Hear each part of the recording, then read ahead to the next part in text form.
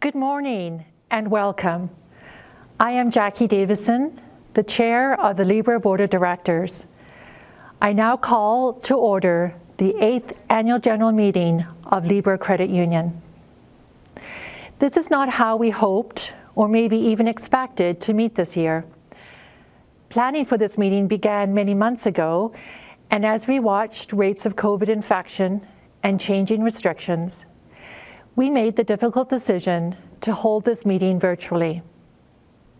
We're feeling the loss of in-person interactions, and like many of you, I am looking forward to seeing more people again soon. I'll now ask Fabian Haller, an owner representative from our London, Elgin, Oxford North Regional Council, to come to the stage. Fabian? Hello, everyone. It is important to begin today's event by acknowledging the history of the traditional territories that we are all connecting from as we are gathering virtually. Libro Credit Union supports communities across southwestern Ontario, and we would like to respect and acknowledge the long-standing relationships of the local First Nations and Indigenous peoples who have inhabited this land from the beginning. Within our service area, we acknowledge the traditional territories of the Neutral, the Attawandaron, the Haudenosaunee, the Anishinaabeg, the Lenapehoik, the Algonquin, the Lenape, and the Ojibwe Chippewa peoples. The three First Nation communities closest in proximity to where I am connecting from are the Chippewa of the Thames First Nation, the Oneida Nation of the Thames, and the Munsee Delaware Nation. We also recognize the contribution of Métis, Inuit, and other Indigenous peoples have made, both in shaping and strengthening communities across southwestern Ontario, our province, our country as a whole. Although we are connecting virtually today, we are grateful for the opportunity to be on this land in southwestern Ontario, and we thank all the generations of people who have taken care of this land for thousands of years. Miigwech. Thank you, Fabian. Stephen, can you please join me on stage?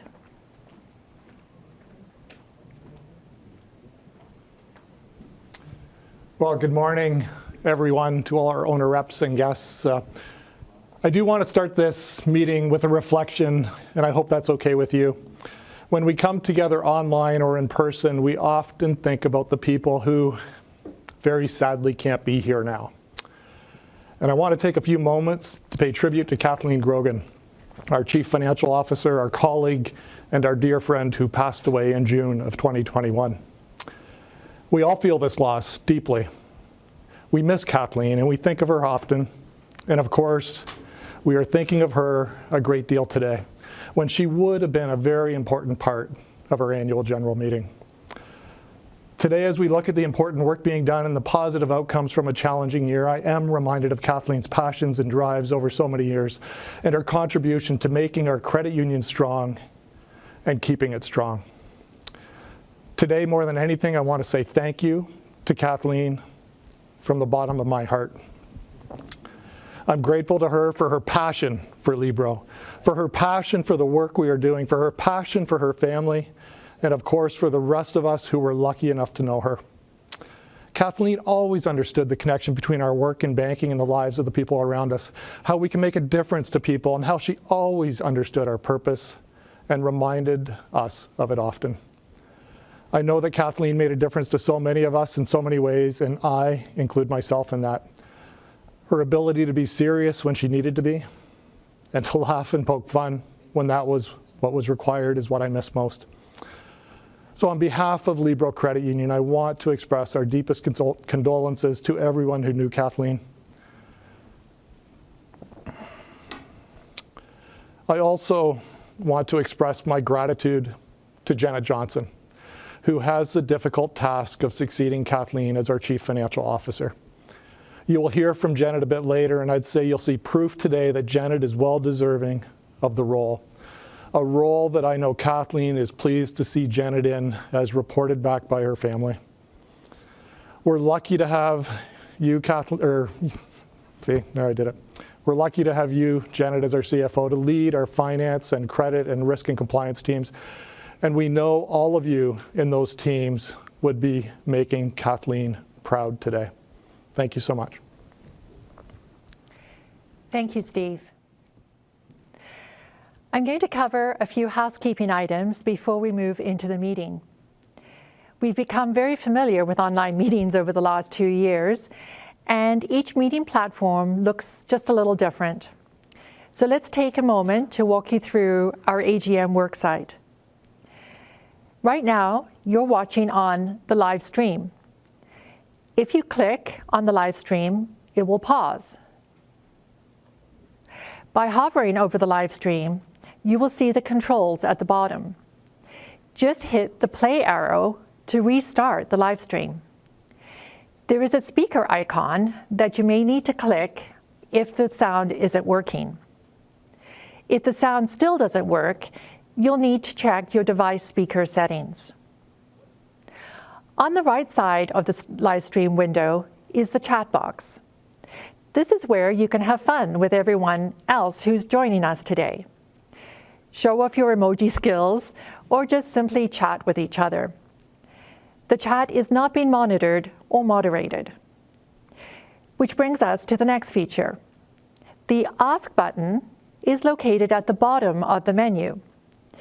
This is where you can ask questions or make comments that you'd like to have shared during the meeting. We do need your first and last name so that we can use your question or comment. We encourage you to ask your questions during each agenda item, and we have an open question period near the close where we can handle any remaining questions. The Livestream window allows you to maximize so that it fills your whole screen. If you do this, you won't see the chat anymore. And for our owner representatives, doing this will also hide your voting pop-ups.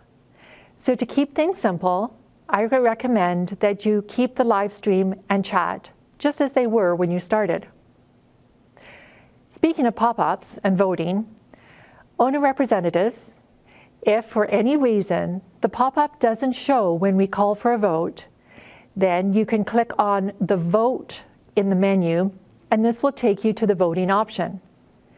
And if by chance you can't see the menu, then you will need to minimize your live stream window.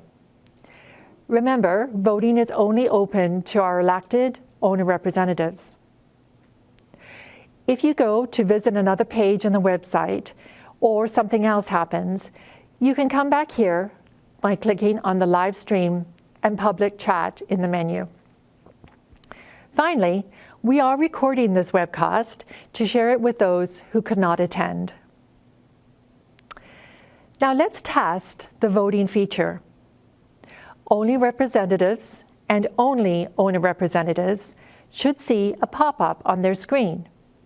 Remember, if you don't see the pop-up, just click on Vote in the menu to the left, and be sure to come back to the live stream by clicking on the live stream and public chat button on the left.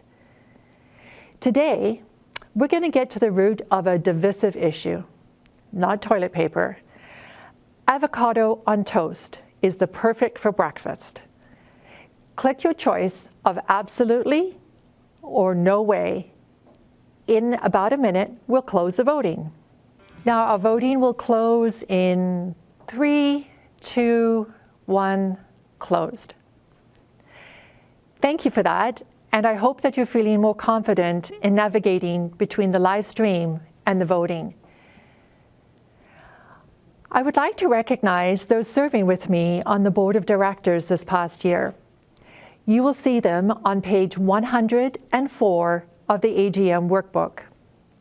They are Mary Catherine Cush, Vice Chair of the Board, Brian Aiken, Alan de Villiers, Jeff McCallum, Chris Mendez, Jody Simpson, Chris Smith, Stephanie Soulis, Janet Taylor, and Jarrett van der Worst.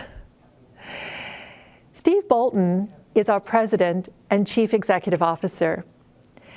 who works and is supported by Brian Albers, Executive Vice President, People and Culture, Rhonda Hoy, Executive Vice President, Operations, Scott Ferguson, Executive Vice President, Information Systems, Tanya Godine, Executive Vice President, Strategy and Innovation, Janet Johnson, Executive Vice President and Chief Financial Officer, Carol Normando, Executive Vice President, Advice and Service, and Michael Smith, Executive Vice President, Brand and Digital Delivery.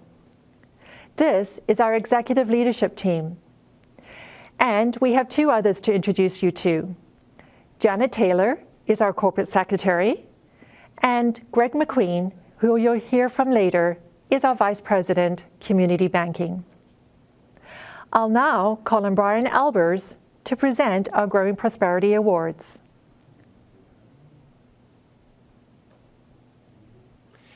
Good morning, everybody. It's my pleasure to introduce and celebrate Libro's 2021 Growing Prosperity Awards. These awards recognize outstanding achievement in being Libro, and today we will honor 3 recipients, a staff member, an owner representative, and an owner. Each of these 3 individuals have made a significant contribution to growing prosperity in Southwestern Ontario, and these can include achievements such as volunteerism, contribution to economic impacts, coaching to staff and owners, leadership, contribution to cooperative values. And to find these epic humans, a selection committee is brought together, including Alan DeVilliers, Jackie Davison, Carol Normando, Stephen Bolton, and myself. I do want to say thank you to everyone who submitted a nomination this year. We received tremendous nominations, and what a testament to the caliber of people supporting Libro's purpose. You made the decisions very difficult. As an award overview, in addition to being recognized today at our AGM, we celebrate our winners in a couple of different unique ways. First, they receive a customized painting created by London artist Tony Sinitar-Poole of 2 Gates Art Studio. Also, Libro makes an $1,000 charitable donation on their behalf to an organization that they are passionate about.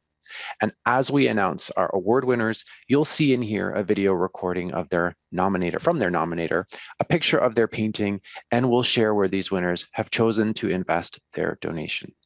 So we're going to start with the staff category. So the 2021 Growing Prosperity Staff Award is going to someone who is always lending a helping hand.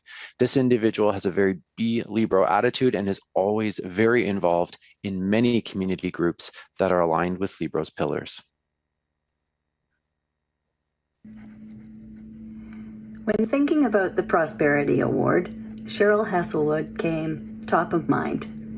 Community involvement is her modus operandi.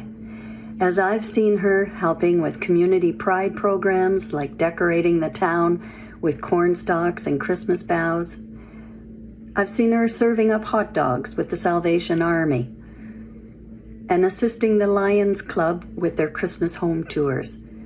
She's helped out with Tim Hortons for special occasions and volunteers on local boards. She promotes and collects needed items for fire and accident victims and assists through her social media to also find accommodation for those in need. Through the years that she's been with Libro, you might find her at the spring fair handing out money or giving random gift cards at the grocery store, and certainly assisting with all the barbecues and fundraisers in which Libro is involved. Her Facebook page highlights local and county job opportunities, community activities such as the events like the Scarecrow Festival, Ladies' Night, the Legions Catch the Ace, local business changes and happenings such as the employment or hours of operation, new openings, new products, the needs of the food banks, people looking for rental property, lost pets. The list is endless. I'm just naming a few. Cheryl never looks for accolades. She's that silent worker who is out there offering a helping hand without anyone having asked her, and looking for nothing in return. For me, I think Libro is like the theme song from that old TV show Cheers. Remember that? and you remember the line where everybody knows your name. Cheryl's like that, as are others in our Clinton branch. You'll get a wave from their desks and they'll pop out to have a chat with you when you pop into the branch. Cheryl's been a great role model promoting that personal touch. Within her Libro position, she is knowledgeable. She speaks in layman's terms and provides you with information for you to make that final decision. There's no pushiness about her. Within the community, people speak highly of her professional help and how grateful they've been to have dealt with her. The morning that I submitted this nomination, I was not surprised to see that she was icing the smiles on the Tim Horton camp cookies. Cheryl epitomizes these camp cookies. The proceeds go to help others. And it's a community involvement, pulling all types of people together. And that sweet icing and design on top are like her. A heart and a smile to light up your day. I think she's epic. Congratulations, Cheryl. Well deserved. Please join me in congratulating Cheryl Hasselwood for this year's Growing Prosperity Award in the staff category. Now, Cheryl, as you may have heard, is a personal banking specialist in the beautiful city of Clinton. And as you can see on the screen, Cheryl's painting is there for you, and it's called Happy Trails. And on behalf of Cheryl, Libro has made a donation to the Tanner Steffler Foundation. Now, TSF works to create systematic change through our local mental health and addiction services. They collaborate with youth, community organizations, and schools to provide proven mental health supports and services in our communities. Congratulations, Cheryl. Now we're going to move to the Owner Representative Award. This award goes to someone who is an active member of one of our Windsor-Essex councils. This individual is a role model in the community and has made a significant contribution to growing prosperity across Southwestern Ontario. Good afternoon, everyone. For those of you who do not know me, I'm Laurie Atkinson, the Regional Manager for the Windsor-Essex region. I am delighted to announce the recipient of this year's Growing Prosperity Award. Congratulations to Dan Jemis from the Windsor-Essex South Council. Dan is a role model of living a purpose-driven life, and he consistently strives to grow prosperity in his community. He is a business owner of not just one, but several local businesses, including the Dan Jemis Real Estate Team, Doobie's Home Center, The Business Advertiser, and Riverbox Media. He also hosts a weekly radio show on AM 800, the Dan Jemis Real Estate Show. If he wasn't busy enough already with his many businesses, he somehow finds time to significantly contribute to his community in many board roles. He is currently Vice President of the Amherstburg Chamber of Commerce, a Director of Thrive Amherstburg, a Director of the Amherstburg Community Foundation, and a Director at Community Living Essex County. Dan and his wife, Nikki, are also the founders of Country at Heart, an annual event to benefit local Windsor-Essex charities. Over the course of 3 years, Country at Heart has raised over $80,000 for local community organizations. In addition, in 2021, Dan launched the first annual Thanksgiving meal giveaway in partnership with the local No Frills to support Amherstburg families. Dan is engaged in so many volunteer activities in the community, which are highly aligned with Libro's pillars of employment, housing, local food accessibility, and financial resilience. Dan is a true community leader in the Windsor-Essex region, and it is an honor to know him and work with him and call him a friend. Congratulations again, Dan Jemis.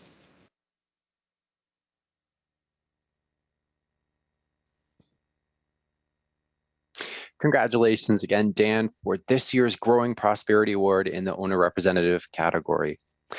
Now, Dan, as you may know, is an owner rep in our Windsor-Essex South Regional Council, and his painting is called Happy River Walk. On behalf of Dan, Libro's made a donation to CMHA Windsor-Essex County. Now, CMHA Windsor-Essex is a lead provider and advocate of specialized community mental health and addiction services integrated with comprehensive primary health care services.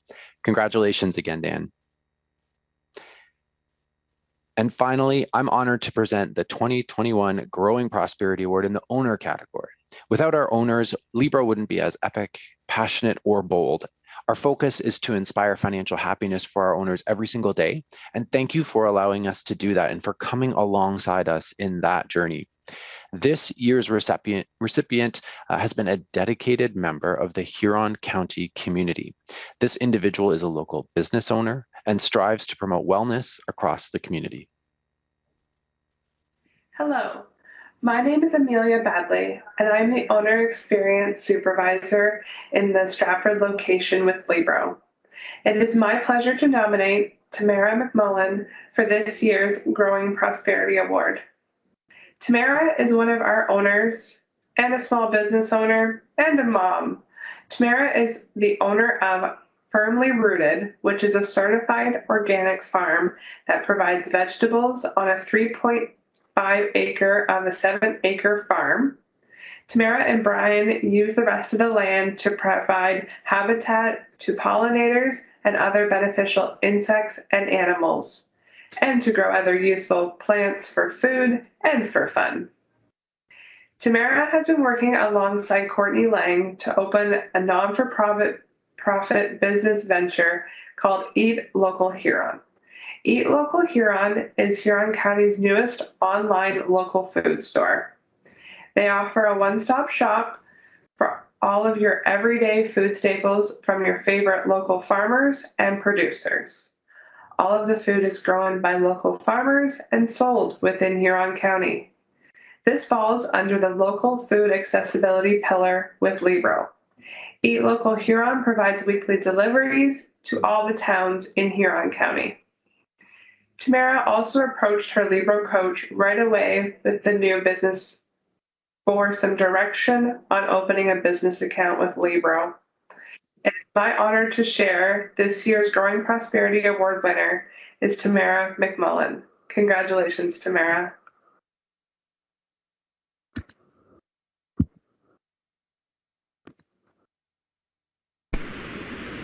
I've had the pleasure of getting to know and work with Tamara when I was her business coach at our Clinton location. Her and her partner Brian started their small greenhouse on Brian's parents' property more than 8 years ago, operating out of a yurt. As they grew their operation, they bought their own 7-acre farm in the Belgrave area and have continued to expand their farming operations, which includes growing year-round, selling their produce at local farmers markets, and introducing a box share program with their in-season vegetables. Truly the end-to-end process all on site. Tamara and Brian did not grow up in farming families, but pursued a passion they both came to love. Through education and continuous improvement, learning through workshops, trips to other areas, they immerse themselves in gaining knowledge in all areas of a small agricultural producer. As their coach, I have watched them grow their business and their family of 2, Jack and Ruby, who alongside Mom and Dad are part of daily operations. In the community, their reputation as local growers is highly respected amongst their customers, restaurants, and other partners they work with. It does not surprise me that Tamara has been instrumental in the Eat Local Huron initiative. Providing sustainable food in Huron County has been Tamara's passion since knowing her. To bring healthy, locally grown food to her community was detected very early on in our conversations while I was working with her and Brian. Their consistent hard work on their farm, choosing equipment that is easier on the land and their crops, meticulously planning each year on what their operations will look like, are just a few other very impressive parts of their story. Tamara, you inspire not just me, but so many others in Huron County. Congratulations, Tamara, as this year's Growing Prosperity Award winner in the owner category. So Tamara, as you may know, is an owner out of our Clinton location, and her painting is called Heirloom Happiness. On behalf of Tamara, Libro's donated to the Everdale Organic Farm and Environmental Learning Center. So Everdale's mission is to be a farm-based organization that provides hands-on, solution-based food and farming education to build and engage healthy local communities. They deliver a wide range of hands-on learning programs on food and farming to people of all ages and backgrounds. So I do want to say a heartfelt congratulations to all of our winners from everybody on the board and executive team and all of Libro. Cheryl, Dan, Tamara, you're all wonderful examples of what it means to be Libro, and thank you for also simply being who you are. And while I have your attention, starting Monday, Libro will be accepting nominations for the 2022 Growing Prosperity Awards. So please take a moment and visit libro.ca to nominate an owner rep, and or staff member who you know would be a worthy recipient. And we can continue to celebrate successes and share the stories of everyone who helps grow prosperity. Thank you. Thank you, Brian, and congratulations to our award winners. I also want to thank those who are in attendance today for our gremlins and your patience as we deal with a couple of technical issues. I'd now ask Janet Taylor to provide a report on registration. Janet?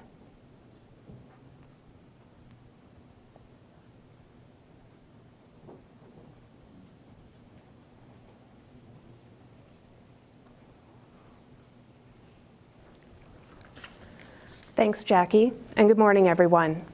As of 10:25 this morning, there were 75 owner representatives registered to participate in this meeting.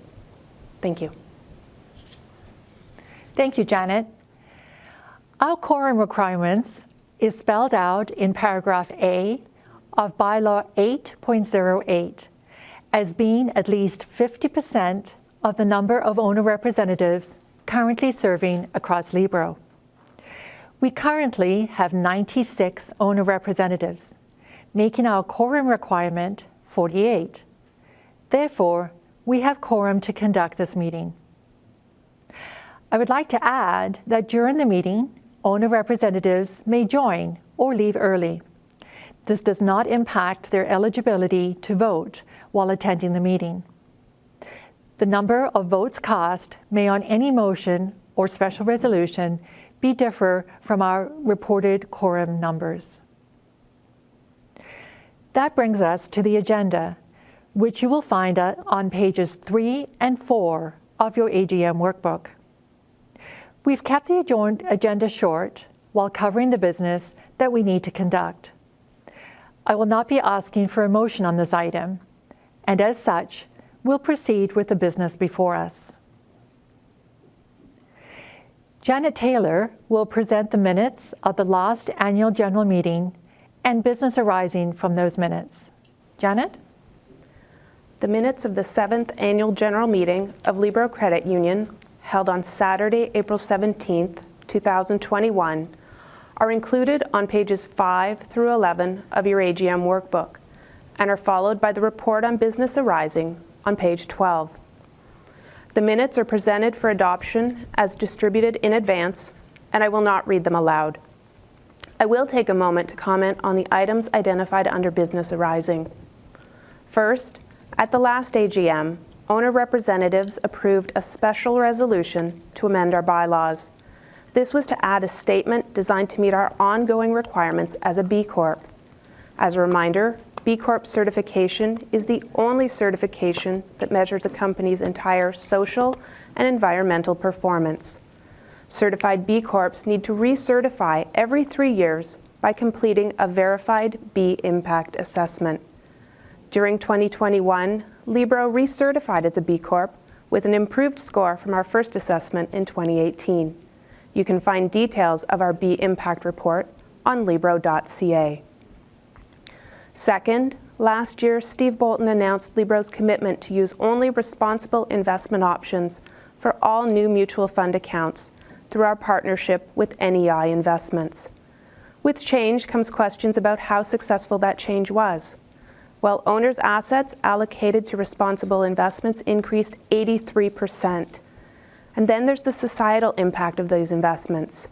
For every $10 million invested in the Environmental Leaders Fund, where Libro owners have invested $10.8 million, that equates to 130 cars off the road annually and 106 million gallons of water saved and treated, plus more that you can see in the workbook. I'd say that's successful. Back to you, Jackie. Thank you, Janet. The minutes of our last meeting do require a vote, so owner representatives should see the pop-up to take them to the motion to vote in favor or against the adoption of the minutes of the last annual general meeting. I will pause for owner representatives to vote. Once the voting has closed, the moderator will share the results with me. Owner representatives, if you don't see the pop-up voting, then click on Vote in the menu. Voting will close in 3, 2, 1. That's closed. The majority of votes were in favor of approving the minutes of the last AGM, so I declare that motion carried.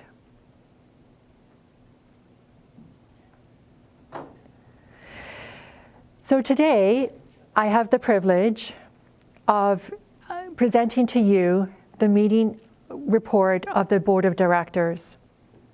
You can see it before you in your AGM workbook, which outlines the work being done on so many important issues. I want to spotlight some areas of the board report and have a couple of thoughts of my own to share. Let's start with some of the highlights of the year we've had. We recognize that it has been and continues to be an extremely challenging time for so many people.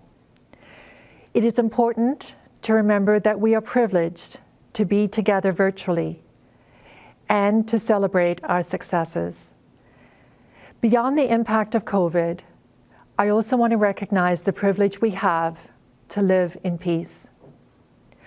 As the war in the Ukraine shows us, peace is delicate and cannot be taken for granted. And there are many successes. We are here again talking about strong results that demonstrate the value of banking with Libro, that show the strength of the thinking behind the words, making money better, and invite us to consider the positive impact we can have together, now and in the future, as we grow to Libro 20.0 and beyond. Thank you to our owners who entrust Libro with your money and your businesses. And congratulations to the Libro staff who have worked so hard to build our success. The management report on operations will include more perspectives on the experience of Libro staff through 2021. For now, though, I will simply express sincere gratitude to everyone who works for this, our credit union. On behalf of the board and the wider ownership we represent, we thank you for all of your work. Your work welcoming record numbers of you owners. Your work continuing to support our longtime owners on tough days and happier ones, dealing with challenges nobody saw coming a couple of years ago, and working through internal restructurings of operations with many people moving to new roles and undergoing new training. We know it hasn't been easy. We know that growth like this comes with big challenges. And when we look at the outcomes in our annual results and consider the community impact we can have, we should all feel grateful for the work done to get us here. Another example of hard work, and another highlight I want to point out, is our changing regulatory environment. As the board report outlines, Libro has continued to be active in conversations in this space because we see ourselves as leaders in our sector. We welcome the collective strength that comes with effective oversight. We welcome the new Credit Union Act, properly known as the Ontario Credit Unions and Caisse Populaires Act, which came into effect earlier this month in March 2022. The opportunity it brings to strengthen the credit union system and increase confidence to our owners. We support the focus of the Financial Services Regulatory Authority of Ontario to move to a principle-based, outcome-focused approach. Specifically this year, the board approved a new market conduct code and continued to focus on ensuring director competencies in key areas. Page 15 of your workbook shows the positive, careful steps we are taking here. Our board is a talented group of people. We look forward to growing our good relationship with the regulator as we collectively address new and emerging challenges. I am most proud of our progress this year as a social purpose organization. You will hear from Steve later in our meeting how Libro is working to understand how we contribute to addressing climate change, and that includes how we support owners through its effects. And there is an ongoing effort in other important areas such as diversity, equity, and inclusion, and our continuing focus on the impact we can have through the Libro pillars: employment, financial resilience, local food accessibility, and housing. These issues are vital to all of us, collectively as a credit union and as individuals, as people. And you can expect to hear more about that as the morning continues. These are some highlights, and of course there is more information for you in the workbook and annual report. You may also hear mentions of a potential investment share offering, but only small mentions because our staff are still working on that, and we expect to say more soon with the permission of our regulator.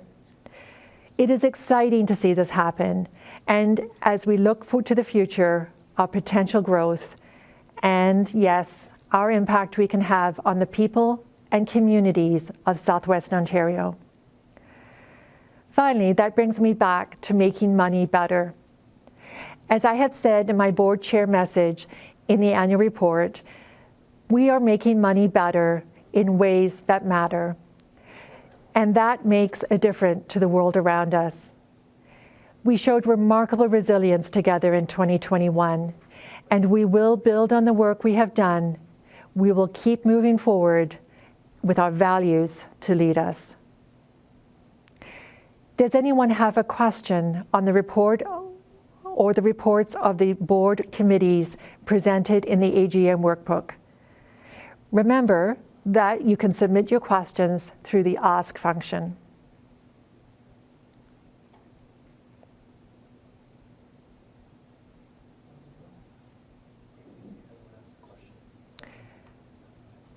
We don't have any questions yet.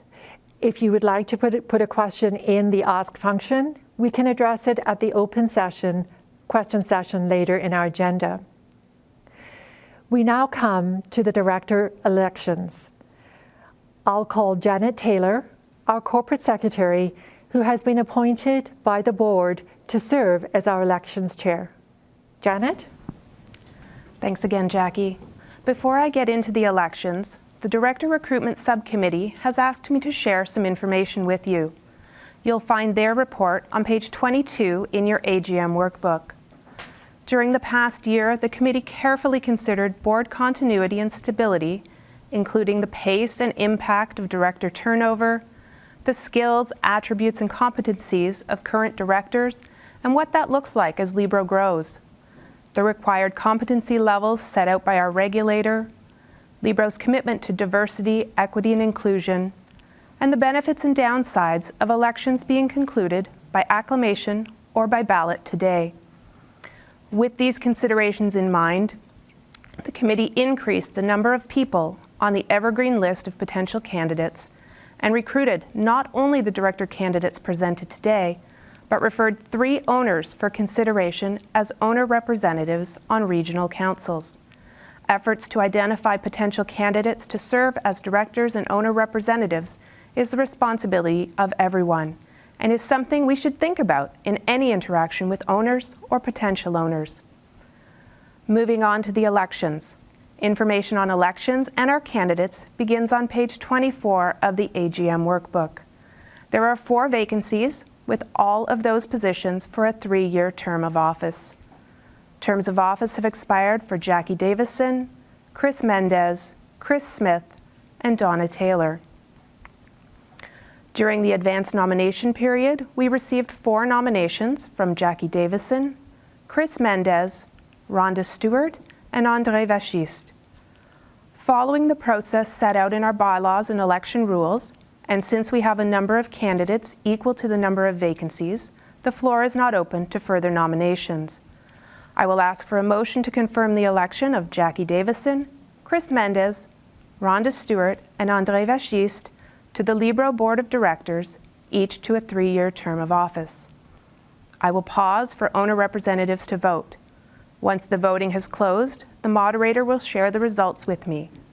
Owner representatives, if you don't see the voting pop up, then click on Vote in the menu. Voting closes in 3, 2, 1. And the moderator will get me those results in just a second.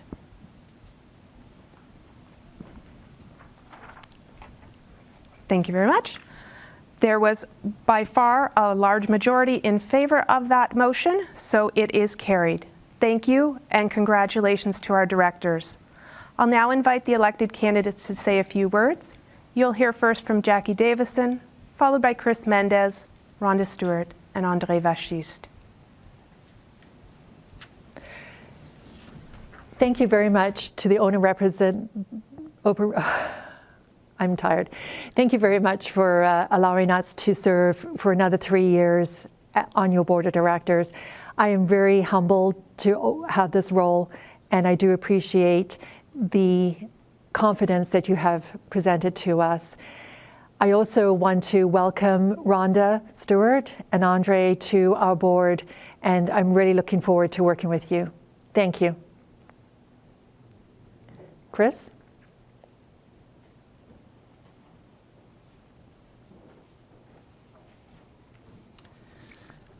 Good morning, everyone. Just like to thank you very much for everyone's support, and I'm looking forward to another term serving on the board of directors, as well as congratulations to my fellow directors, and look forward to connecting with you all as things begin to open up. Thanks.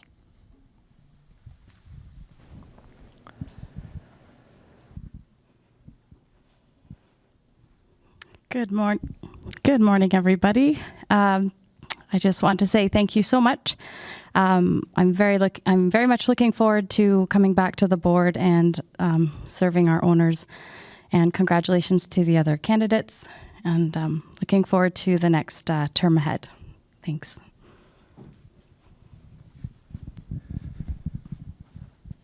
All right. Hello, everyone.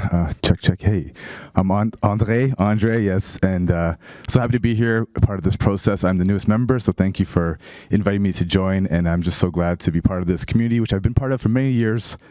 And just wanted to show a lot of gratitude for everyone that's behind the scenes in this moment, working hard to make this incredible organization continue to grow. And I'm excited to make money better, as Jackie said. So kudos to everyone here, and have a good day.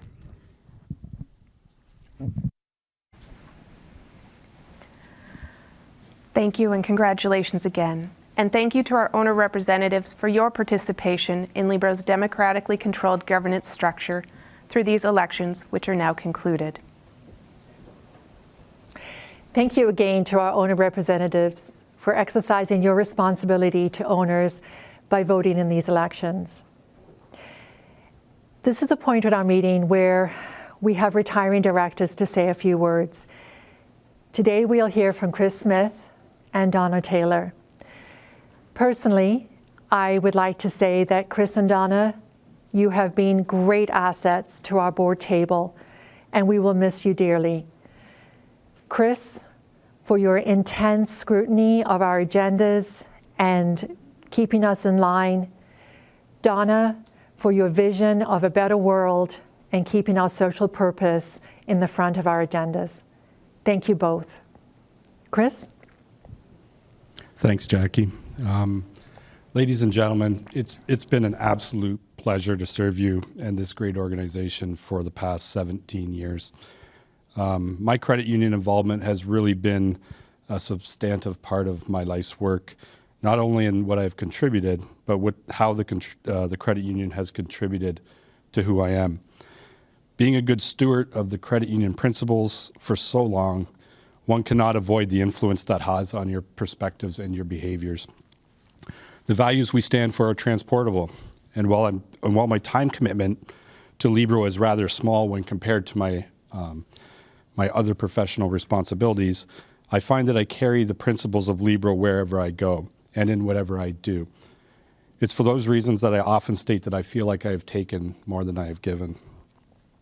Thousands of hours in meetings, countless more reading and preparing. While the time investment is not overly significant, it's not insignificant. So I want to thank firstly my family for their support and their understanding, and for the countless hours Dad was away or disconnected. Next, I would like to thank my peers. Many of them are gone, or to whom I've lost touch with as life drifts, ebbs and flows. I consider myself fortunate enough to have achieved a level of comfort and prosperity in my career, none of which could have been accomplished without mentors. Most of you will know who you are, as I make no attempt to hide it. Ralph, Dick, Katrina, Jim, Steve, Jackie, Gary, just to name a few. A big thanks to everyone for sharing their wisdom and influencing the way I see the world. I would like to thank the owner representative group, many of you who have become really great friends. It's been a pleasure to be your liaison director and have the opportunity to hear from you what is important to you and to your communities. I can assure you that your input, advice, and direction matters. It influences decisions in a meaningful way, and it makes Libro amongst, if not the best, governed credit union in the country. Continue to add value, find new ways of adding value, stay engaged, exercise your rights that help shape this organization, and most of all, be proud of your role and contributions. Lastly, it is the owners that I serve, and I hope that I have done that well. Owners are the reason we exist, the reasons the OR exists, the board and management exists. It's all for you. And no words can express the gratitude that I have for the owners who have expressed so much confidence in me and who have allowed me the opportunity to represent them for so many wonderful years. So thank you.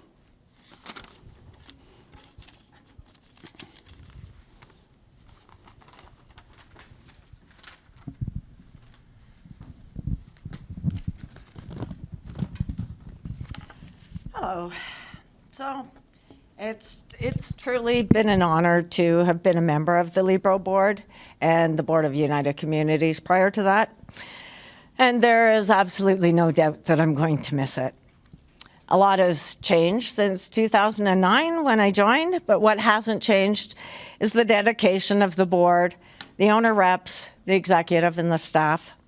They all continue to try to make Libro better by making our communities better. I want to thank everyone that supported me over the years. As well, I'd like to thank those who didn't support me. You've all made me a better board member. Thanks also goes to the chairs I've served with, Sheila McKinnon, Dennis Hogan, Rick Joyal, Gary Baker, and Jackie Davison. As well as the two CEOs I worked with, Jim Lynn and of course Steve Bolton. Although he probably won't get to hear this, I also want to thank my husband Dan for his understanding and support. I couldn't have done any of this without him. As we look forward to our 45th wedding anniversary in a couple of weeks, he may find that he wishes that I wasn't retiring just yet. It has really been a wonderful chapter in my life, and although I look forward to what comes next for me, which may include a bit more novel reading instead of board package reading, I also am very proud to have had a small part in getting Libro to where it is today. I also look forward to seeing what Libro has in store for Southwestern Ontario and beyond. Thank you so much for the opportunity.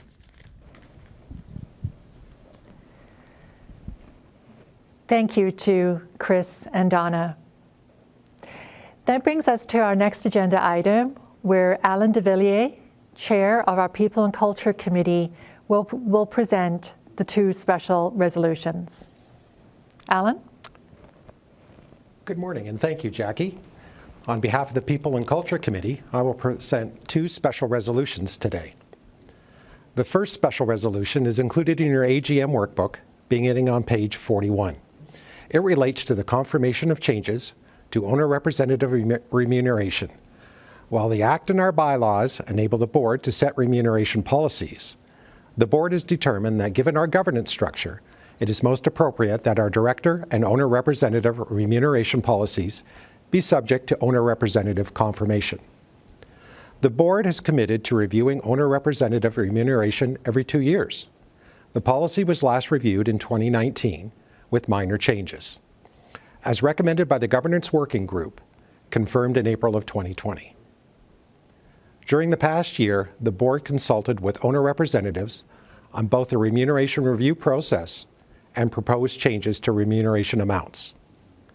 Owner representative offers valuable feedback that was incorporated into the policy and into the information in your AGM workbook. Speaking of the process, the board's People and Culture Committee added a new step where we collected data from other Canadian cooperative organizations with a delegate structure similar to Libro's owner representative model. What we found is there was a great variation in the remuneration models and levels. We still think that this was a worthwhile activity since we've made the effort to find qualitative data for comparison purposes. It's not perfect, but it is a first step.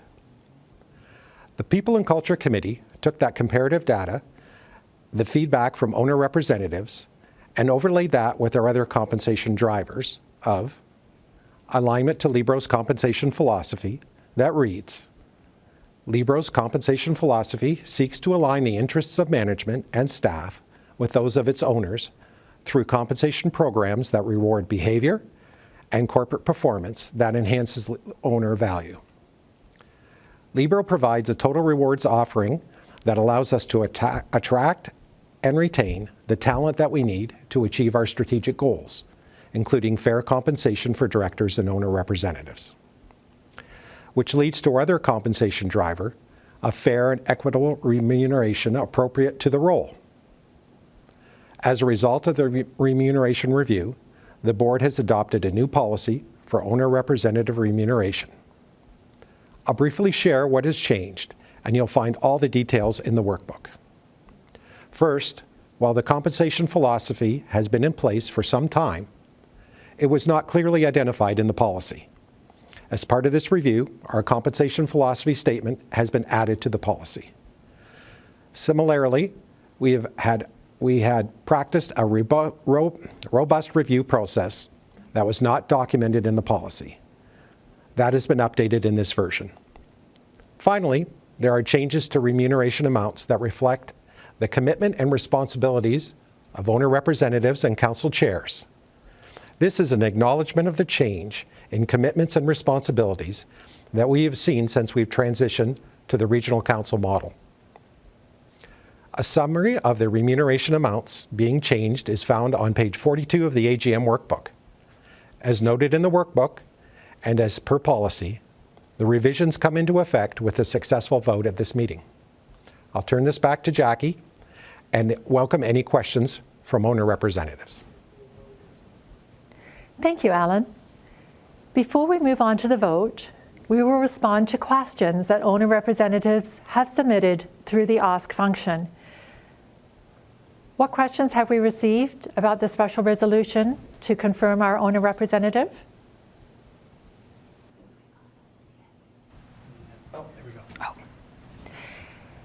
The question comes from Bill Wilkinson.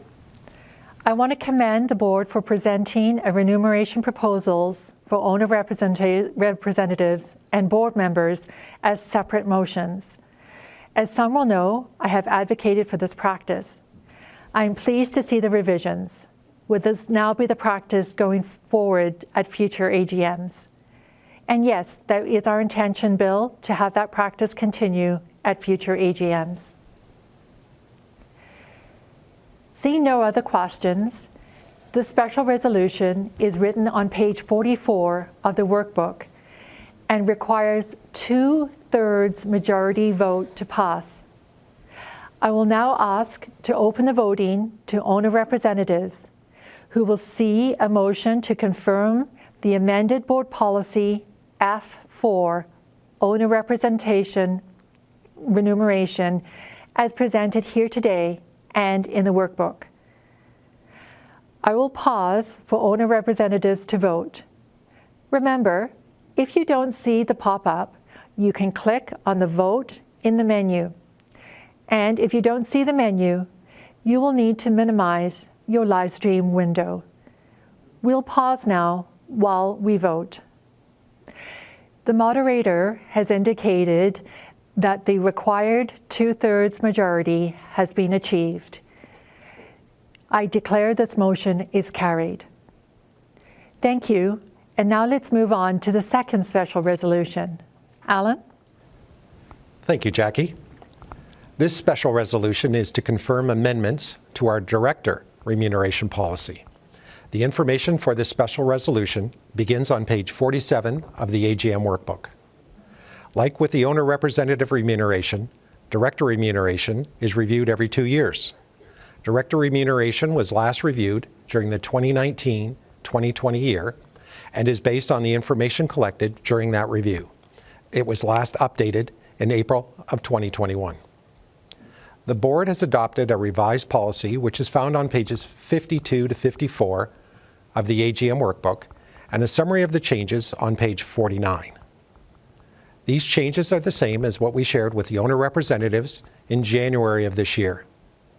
As I said with the first special resolution, the revisions come into effect with a successful vote at this meeting. I'd like to share with you the context and rationale for the changes. The first factor is equitable compensation that aligns with Libro's compensation philosophy and meets the requirements of the Financial Services Regulatory Authority of Ontario's Sound Business Practices Rule. The rule recognizes the importance of remunerating directors in a way that attracts, retains, and motivates high-quality directors proportionate to the credit union's nature, size, complexity, operations, and risk profile. Libro is a complex and growing credit union. Directors have increasing demands placed on them to meet the legal, regulatory, and societal expectations for director accountability. The increases to director annual stipends addresses these increasing demands and meets Libro's compensation philosophy and the expectations of the Sound Business Practices Rule. Specifics on the amounts are in your AGM workbook on page 50. In coming to the revised annual stipend amount, we compared our remuneration policy with our peers and found that these changes keep Libro director remuneration on par with our Central 1 peer group. Our peer group being those Canadian credit unions and centrals with assets greater than $3 billion. Next is alignment of director and owner representative remuneration policies such that directors and owner representatives are compensated equally for attending regional council and committee meetings, the annual general meeting, and fall forum. I'll add that with the owner representative remuneration policy, our compensation philosophy and remuneration review process were not captured in the director remuneration policy.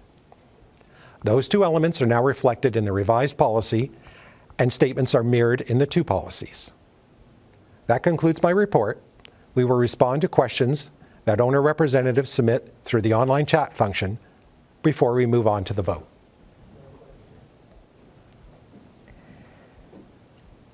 Have we received any questions regarding the special resolution to confirm director remuneration?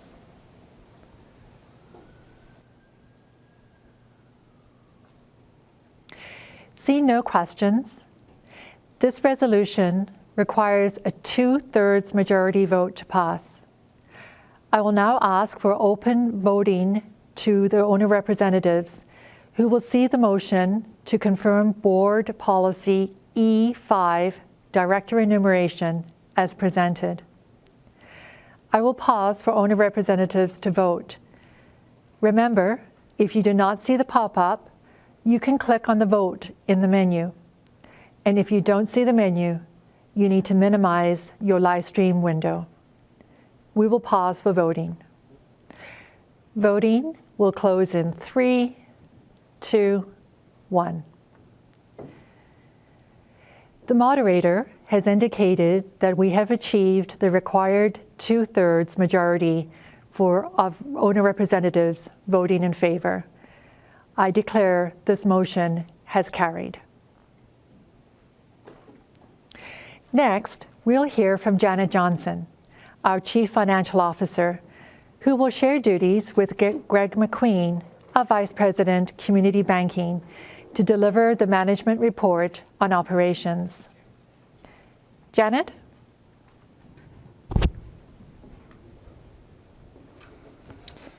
Thanks, Jackie, and good morning, everyone. I'll take the next few minutes to talk about the financial results for 2021, another unforgettable year for all of us. These numbers represent lots of moments and conversations with owners and community members, hard work, creativity and innovation, shared joy and challenge, and earned trust. Before I get started into the financial results, I want to share a few thoughts about Kathleen. I remember Kathleen as someone who was generous with her time and energy. Kathleen started early in the morning and put in very full days. I know without a doubt she loved working at Libro. Kathleen was thoughtful. She remembered birthdays and work anniversaries, made sure the snacks were fully stocked in the finance area, and she was often there with a thank you or funny meme to brighten your day. Kathleen was always very well prepared and put together with strong attention to detail. Formal documents and PowerPoint presentations were a labor of love. I so often draw on that experience and the importance of remembering all the little things. We talked most days, often more than once. While work was often top of mind and she came prepared with a Post-it note or many Post-it notes of things to discuss, we also talked about everything else. Most significantly of all, Kathleen loved her family deeply, and that came through in every conversation we had. Today marks another first to live through without her here, and we miss her. And I can assure you Kathleen would want to get to the numbers. This was Kathleen's favorite graph, especially in 2019, when you can see that total deposits and total loans were exactly the same amount. She thought that was awesome.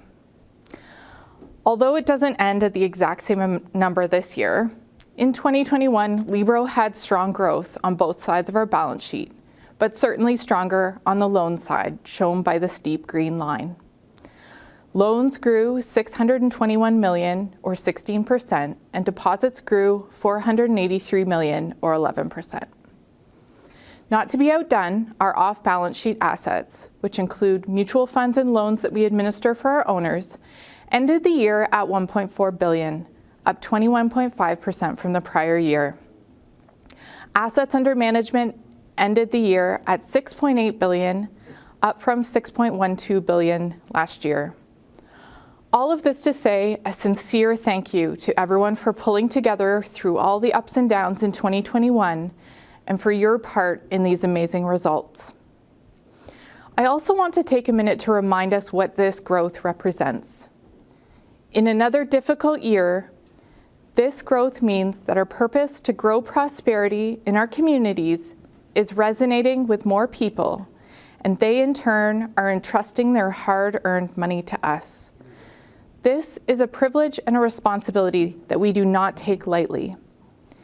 As a cooperative, we then invest that money in the people, businesses, and organizations and provide coaching and services to our owners to help create stronger communities. And at the end of the year, based on our results, we share a portion of our profit with our owners. More on that later. The graph on the screen shows our income before profit sharing and taxes over the past 5 years. After a challenging 2020, Libro ended the year with net income before profit sharing and taxes of $25.4 million, an increase of $13.6 million from the prior year and almost back to pre-pandemic levels. On the next slide, I'll summarize the drivers of this income in 2021. Net interest income was $105.7 million, an increase of $10.8 million over the prior year. As you can see, about 80% of our revenue comes from net interest income. The margin in 2021 was positively impacted by the strong loan growth we just talked about. Because we had elevated liquidity through the year due to the higher savings rates and government stimulus through the pandemic, we did not need to compete as aggressively with rates to attract deposits. Libro continued to offer fair and competitive deposit rates. Included in net interest income in 2021 is a $3.5 million gain related to the accounting treatment of our investments held at Central One. We've already experienced one interest rate increase from the Bank of Canada this year and are expecting more. The impact of this on our margin will depend on the timing of those increases relative to the repricing of investments, loans, and deposits on our balance sheet. Non-interest income was $26.9 million, up $12.7 million from the prior year. Of the $26.9 million, $5 million relates to the gain on mark-to-market valuation of our interest rate swap agreements. The next item to highlight in our operating results is our provision for credit losses, which came in at $4.2 million, very similar to last year. We continue to incorporate credit risk due to the pandemic in our loan allowance. In 2021, our write-offs and delinquency remained very low at under 1%. Other operating expenses totaled $103 million, up $10 million from the prior year.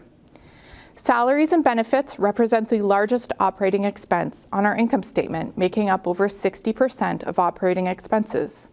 We are, after all, in a service business, and the people who deliver that service in all our locations, branches and administration, are critical for our collective success.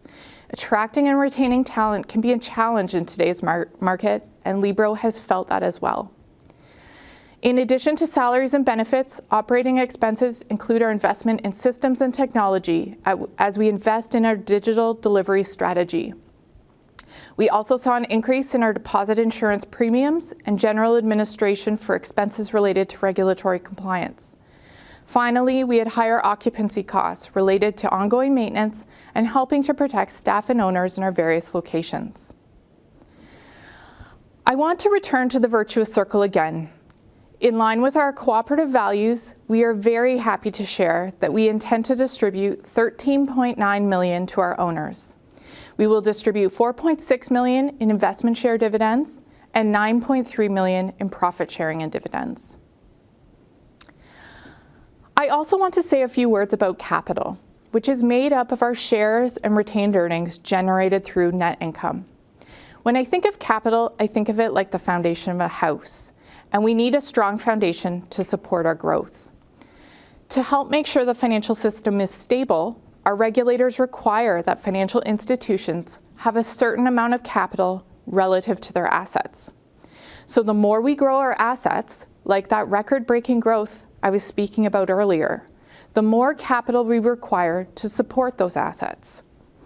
Our regulatory capital ended the year at $381.2 million and 10.78% of risk-weighted assets, in compliance with internal and regulatory requirements. This ratio has experienced pressure through the year as the pace of growth of our assets exceeded profitability. In the longer term, we know that it is important to operate in a profitable way and build high-quality capital to support sustainable growth. We are focused on making improvements in processes and systems to make them easier to scale for the growth we have seen and explore new ways of working to improve efficiency and maintain a high service standard for our owners. In the near term, to help lay that strong foundation we need, we are planning an investment share offering to raise $100 million of capital. A new investment share offering is an exciting opportunity for Libro owners to invest in Libro. We are very excited to share that we received final approval for the share offering from our regulator, FSRA, on March 31st and plan to start selling the shares in early May. Those interested in investing in shares are best to speak with their Libro coach to make sure they receive all required information fully understand the risks and benefits of owning shares and how this investment fits into your personal financial planning. Before I go, I want to highlight some of the important changes in our regulatory environment that Jackie spoke of in her opening remarks. First, the Credit Union and Case Populaires Act and its related regulations and rules came into force on March 1st, 2022. The Act had not been updated since 1994, so the modernization and flexibility to be more innovative and competitive is very welcomed by the credit union sector. The new Act requires all credit unions implement and self-assess themselves against a market code of conduct, which you can find on the Libro.ca website. To support the new Act, 3 new rules were approved by the Minister of Finance related to sound business and financial practices, capital adequacy, and liquidity. In addition, FSRA has been and continues to be busy updating its approach and implementation guidance. Libro participated in the consultations and working groups this year to provide feedback on the new rules, and a lot of work has been done and continues to be done to adjust our operations, policies, and reporting. FSRA has a number of principles that it's established to guide its regulatory approach, including being outcome-focused, innovative, consumer-centric, risk-based, transparent, and collaborative. We are supportive of this framework and value the ability to design policies, procedures, and practices in a way that makes Libro stronger for our owners. Libro places a high value of importance on regulatory compliance and the relationship we have with our regulators. In a period of so much change, it is certainly an area where we continue to focus our time and attention. And that's all for the financial and regulatory update portion of our report. I will now pass it over to Greg to talk about some of the other impacts that Libro has made through our operations this year. Good job.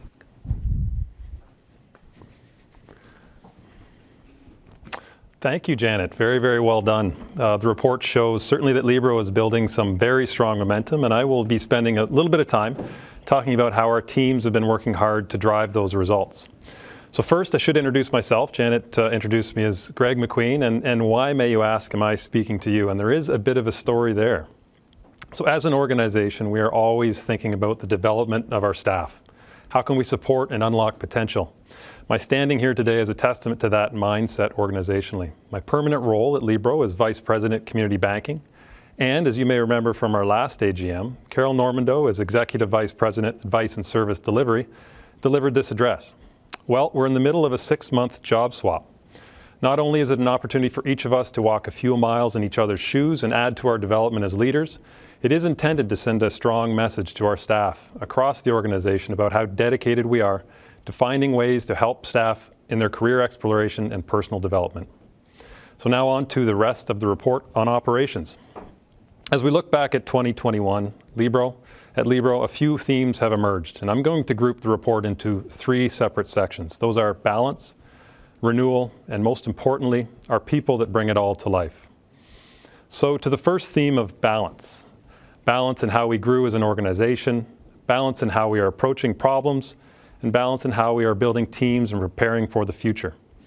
Those who know me know that I use baseball analogies fairly regularly, and if you follow the support, you'll hear about coaches and commentators talking about things like players striving to find a balanced and repeatable swing or delivery, to always approach the game, the at-bat, the play with a plan, and increasingly to find ways to use and leverage data to your advantage. So tying those thoughts back to Libro. Last year, we worked through one of the largest change exercises in our history, with a complete reimagining of the roles and the structures within both our community and business banking teams. The guiding mantra for that work was to ensure we have the right staff in the right roles, working with the right owners where they can add the most value, that our coaches are focused on long-term planning and behavioral coaching, an approach that, when executed well, is balanced and repeatable.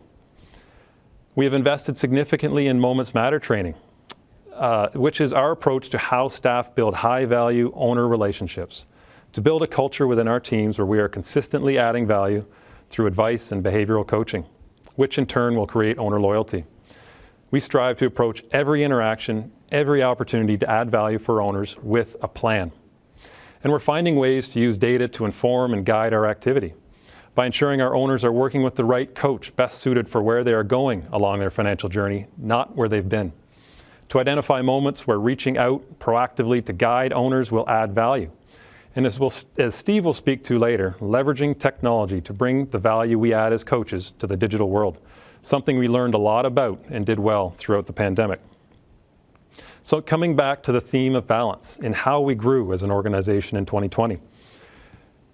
In 2020, as we entered the pandemic, growth was highly concentrated in our deposits and significantly impacted by factors beyond our control. And through our people and the early impacts of our structural changes, 2021 was a year of much stronger balance. 31 of our 34 locations achieved and in many cases significantly surpassed their team growth objectives. Our growth was balanced across our segments. For instance, Libro enjoyed our strongest year ever, by a wide margin, I will say, within our wealth segment. Quite simply, more owners than ever entrusted their investment planning to a Libro advisor. And our new exclusive responsible investment offering, which has already been referenced here this morning, has resonated strongly. Personal and commercial loan growth were the strongest Libro has ever experienced. And we continue to be a proud supporter of agriculture and agribusiness, surpassing $1 billion in agricultural lending. We are the largest agricultural lender within the credit union industry and across the country, and increasingly are relied upon as a leader in this space. So now speaking of ownership, we now have more than 110,000 owners for the first time in our history. Total number of new owners in 2021 was 6,470, and the average age of those new owners was 39, which is so encouraging to see as we look to the future and our ambitious growth plans. I'm also happy to say a remarkable 10,000 businesses and organizations bank with Libro across southwestern Ontario. So shifting to the pandemic and keeping on the theme of balance, so balancing public health requirements with owner service has obviously been a significant area of focus for all our teams. With the health and safety of our staff, owners, and community our paramount concern. We're incredibly grateful to the Libro staff who have been living through this every day, supporting owners consistently through the worst the pandemic had to offer, managing through changing health guidance, all while balancing personal impacts the pandemic has had on their family and personal lives. We're also grateful for the owners who helped us by following pandemic guidelines and regulations and made strong choices to promote public health. Throughout everything, our staff teams were resilient and maintained exceptional levels of owner service. Owner satisfaction has remained an extremely strong 4.45 out of 5. The credit union industry as a whole in Canada, which Libro is a large part, again won the Ipsos Award for Customer Service for the 17th year in a row. More specifically and closer to home, and Steve will hit on this later, but it does bear repeating. Our Libro Connect teams, our contact center team, through significant increases in volume and more complex owner needs for advice, maintain near zero wait times at all points throughout the year across nearly 100,000 owner interactions. We at times at Libro do take these exceptional service levels for granted, and it is truly world-class.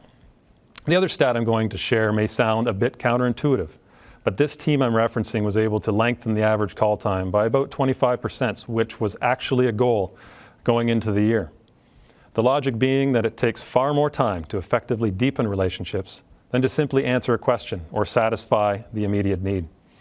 Our goal through every owner interaction, no matter the channel, is to always exceed our owners' expectations, to avoid and anticipate future problems, and to uncover and anticipate needs, then connect that owner to the right coach.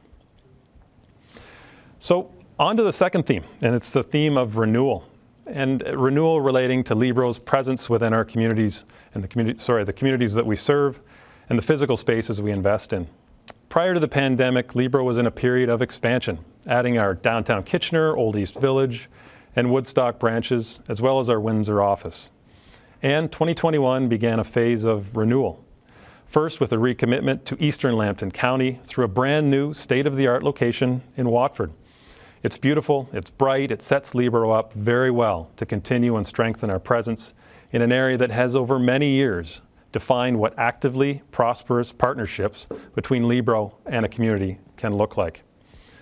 Next, following significant research, we are reinvesting in our London downtown and London South communities.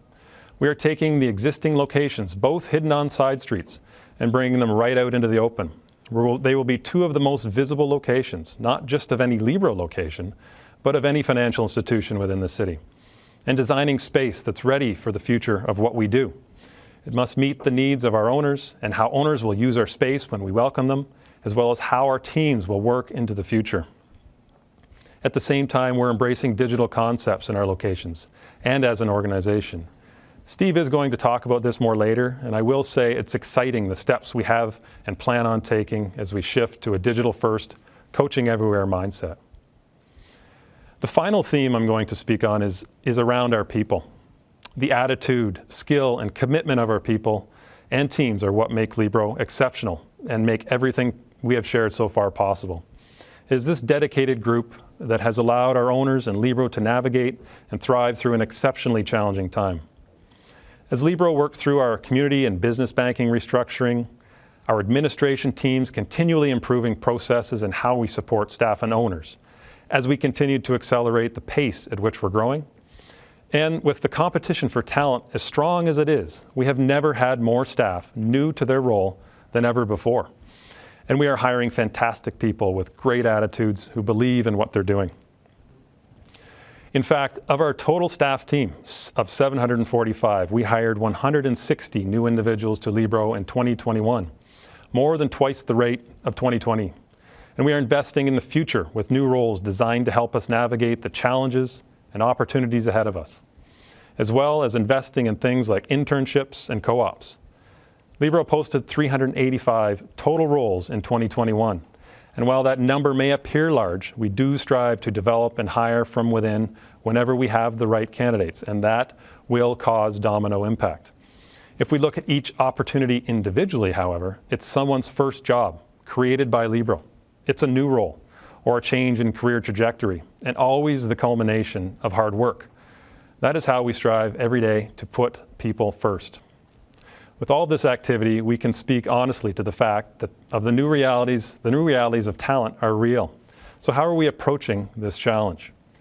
Our investment in the development of our team grew substantially in 2021. In total, 15,000 courses were completed by our staff, which was a 25% increase from the previous year. And staff attended over 10,000 total hours of Moments Matter training, which I referenced earlier in this talk. And we're heavily focused on continuous improvement and how we welcome, develop, and support our staff teams with significant work already underway and planned in 2022. So this includes and starts with foundational skills, the core foundational skills. That is building staff skills and knowledge of products, services, and processes through more robust training, tools, and support. In turn, building the confidence of our staff and teams. Next, we layer in relationship building skills on top of those foundational skills. This focuses on relationship building skills and behaviors, how to leverage digital tools, and ensuring we are finding meaningful ways to enhance the value of all owner-coach connection points. It includes creating and executing upon actionable business plans, both as a team and individually, and creating a shared understanding of what it means to truly own relationships within a portfolio of owners. And next, I'll speak to leader standards and understanding that the sustainability of everything we do will be driven by our people leaders. So creating clarity of expectations of those people leaders and wrapping those individuals with support through training tools and ongoing coaching to foster their development. And finally, what we call segment collaboration. So building trust and collaboration across our wealth, our business, and our community banking teams. Creating an environment where we are leveraging each other's unique expertise, all in the best interest of the owner.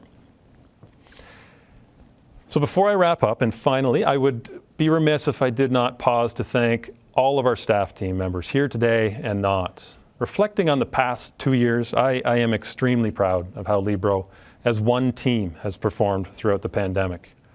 The groundwork laid in previous years as we established our why and as we developed a purpose-driven organization has guided us extremely well through these turbulent times.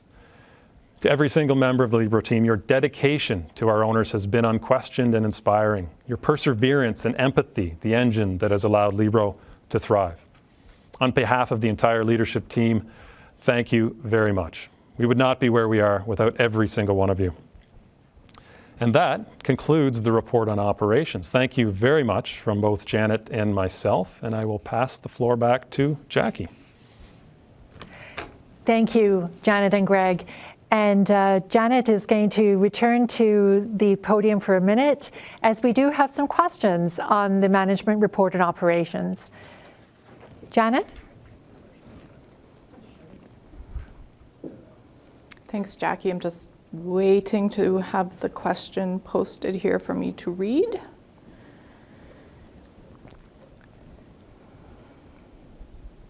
Okay, so the first question was from James Kenville. And the question is, can Janet elaborate on the statement that asset growth exceeded profitability? And certainly I can. So when we monitor capital, in particular, we look at this ratio of our capital over our risk-weighted assets. And our capital is built from shares and from retained earnings that come in through having profitable operations, as well as other accounting gains, anything that affects our overall net income.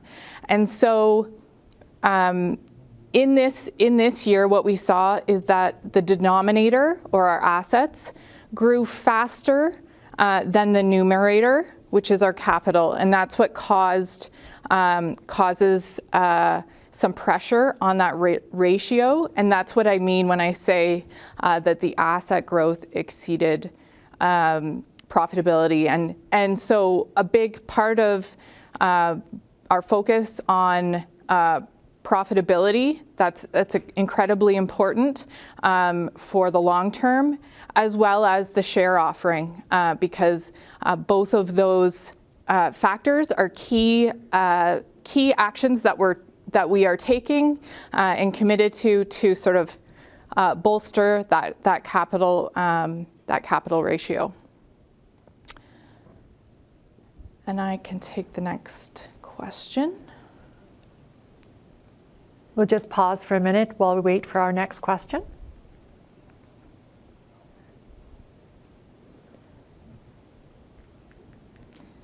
Okay, this next question, I love this question.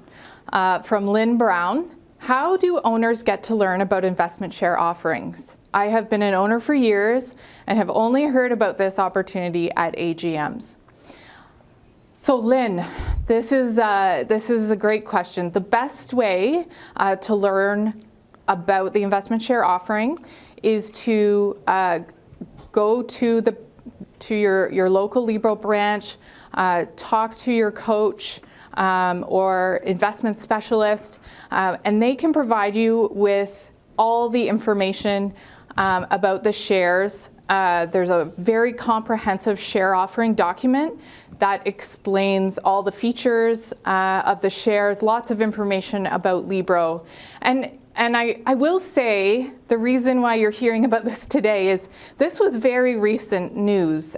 We just got the approval on Thursday. And there are some regulatory rules in place that limit what we're allowed to say through the process, and certainly until we get the final approval from FSRA. So, we've been able to say that we were planning it, and really thrilled today to say that we have that approval, and we'll be selling the shares in May. So, and then the next question is around the financial statements, and it's in note 6. And it's about our estimated commercial losses or our allowance. So commercial loans below standard increased from 2020 to 2021. And Mira Ratka, was asking why the increase in that below standard loans. Is there a higher risk of default here? Will this impact the provision for credit losses in the future? So I'll probably break this into a couple of different pieces because there's different drivers for those increases. So in terms of stage 2, so for our model for our allowance, it's based on all the attributes of all of our loans, and it helps us calculate the expected credit losses. For stage 2, those loans, much of that increase is driven by just the overall loan growth in the portfolio that we experienced over time. So we have had a significant amount of loan growth last year, and we need to set aside an allowance related to that for any kind of estimate of future losses associated with those loans. When it comes to stage 3, that would be loans where we have more specifically identified that those are impaired. And in 2021, we do currently have one larger commercial loan that we've set aside an allowance for. Right now, it's because of its impairment status. And so that is a change from prior year, and we're continuing to work closely with that owner. Finally, is there a higher risk of default here? Will this impact the provision for credit losses in the future? So we monitor the allowance. We run our model regularly. It's impacted by all kinds of factors, changes in the loan book itself, as well as some of the assumptions that are made within the model around forward-looking indicators around the economy, GDP. And so there are a lot of factors that can impact what the provision will be in the future. And just, I can assure you we do monitor it very closely and are committed to making sure that we have an appropriate provision against our loans. And this is also an area where our auditors do spend a fair bit of time in the year-end process to make sure that that allowance is appropriate. And I believe that's all the questions for me. Greg? So Greg is going to answer a couple of questions as well. I have a couple, yeah. Great. So question from Helena Zielinski. Does our commitment to diversity and equity include diversity in owner or potential owner resources, for example, through microloans for limited resource individuals? And yes, I would say it certainly does. And there's some good examples we can point to already that we have in place. And they generally bubble up from partnerships that come from the communities that we operate in. So a couple that I'll point to just in the London area. Here we have a Goodwill loan program that's set up with Goodwill Industries, where it does look at new and startup organizations, microloans to help organizations get off the ground. And something that has seen fairly significant success over the last number of years. And actually just this week we had a discussion about a program that's been in place for over 10 years now, where we actually provide loans to individuals immigrating into Canada who have, or doctors or engineers or have credentials in foreign countries, and this helps them to obtain the funding they need to obtain their credentials to move through to employment in Canada. So those are a couple of examples of the programs that we have in place. And I would say that we're still learning where that fits within our model, but certainly an area that we do see a fair bit of conversation through the day. I think there's another question. I believe it was from Bill Wilkinson. Okay.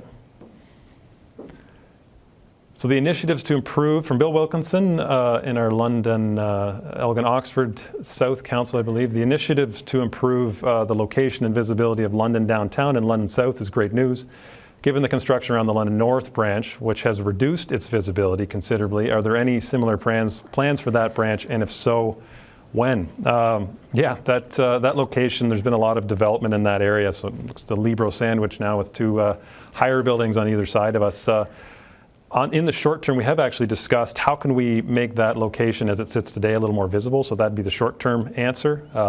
When we look at our investment in our network, we do take at least a 3-year view and plot out all of the work that we want to do. We have a few other projects on the docket after London Downtown and South. So essentially in the short term, we're going to be looking at visibility there, and we'll determine what the next steps, if any, look like there. Certainly nothing in the plans as of yet, and that location continues to be extremely productive for us. Good. Thank you to Greg and Janet, and thank you to our owner representatives who have provided with the questions up to this point. We apparently have one more question. Janet? Yes, so one final question, and I think there's a comment as well. So from Abe, as interest rates start to jump, with the possibility of some of the increases being substantial, how will that affect the interest rate swap agreements? So that's a great question. The short answer, so we enter into fixed pay swaps.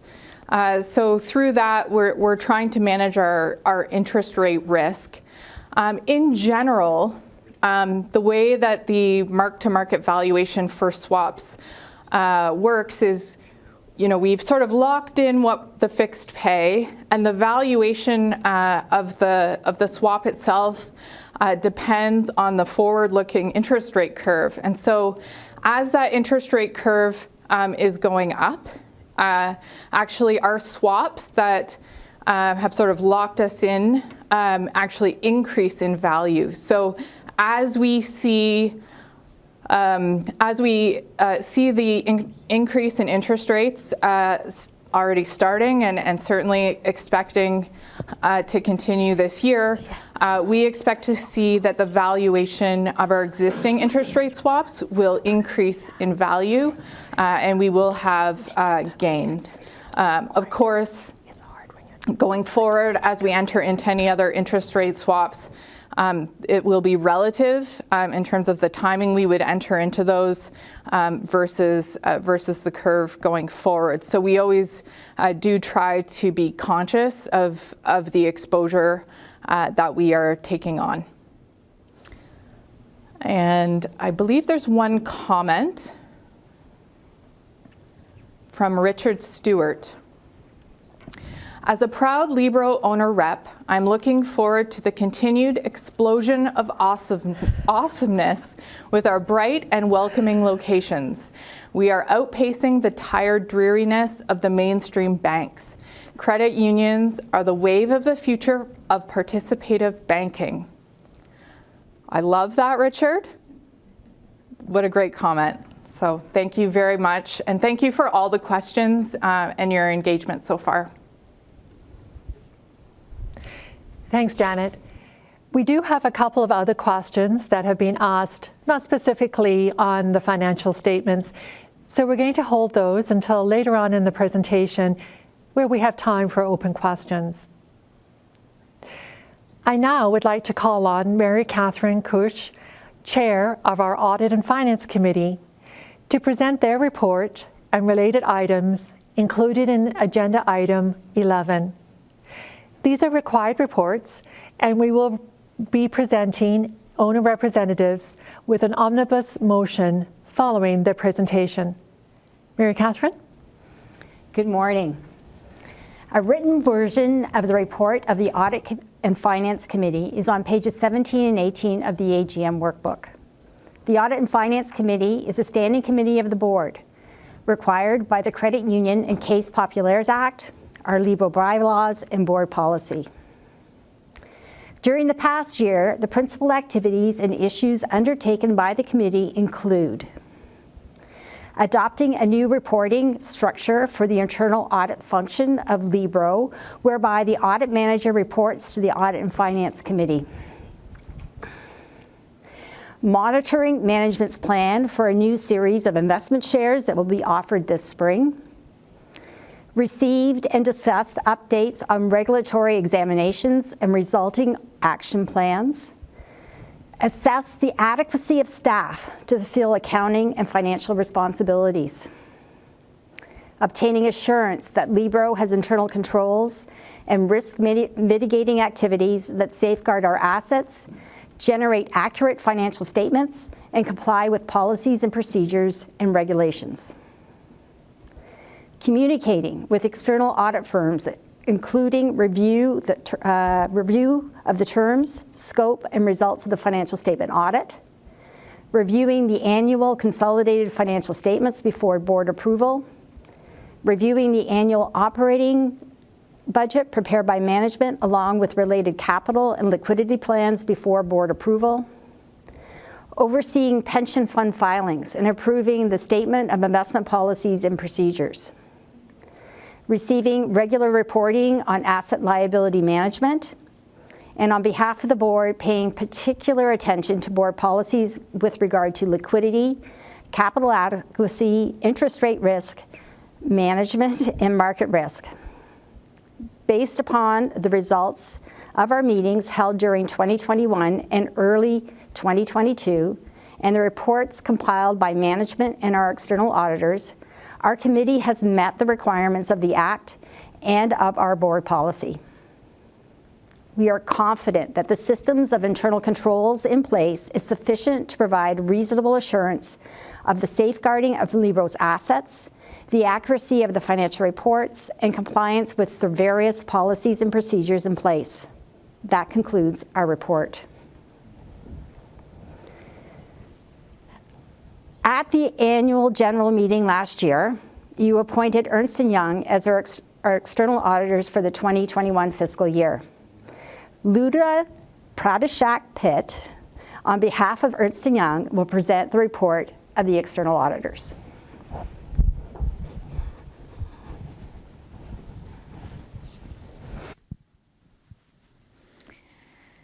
Thank you. Good morning, everyone. My name is Luda Pradeshak-Pitt, and I am your EY Tax Associate Partner. It's my pleasure to be here on behalf of EY to report the results of the annual external audit performed by EY. Joining me, Andrea Fatima, Omar Alkibet, and Christy Hall. As Mary Catherine mentioned, we met with Audit and Finance Committee during the year regarding the terms, scope, and results of our audit. I am pleased to report that we continue to receive outstanding cooperation from Libro staff and management throughout the audit. I would like to take this opportunity to express our thanks to the staff, management, and directors for their support of this important process that allows us to report on the financial statements to the owners today. Our audit report is included on pages 56 and 57 of AGM workbook. As you know, management is responsible for the preparation of the financial statements, and EY's responsibility is to express an opinion on the financial statements based on our audit. Consistent with prior years, we perform our audit in accordance with Canadian generally accepted auditing standards. As you can see in the opinion paragraph, at the top of our report, we have found that the financial statements of Libro Credit Union for year ended December 31, 2021 are presented fairly. Congratulations to all on another successful and inspiring year. It has been our pleasure to serve you in performing our audit. That concludes our report.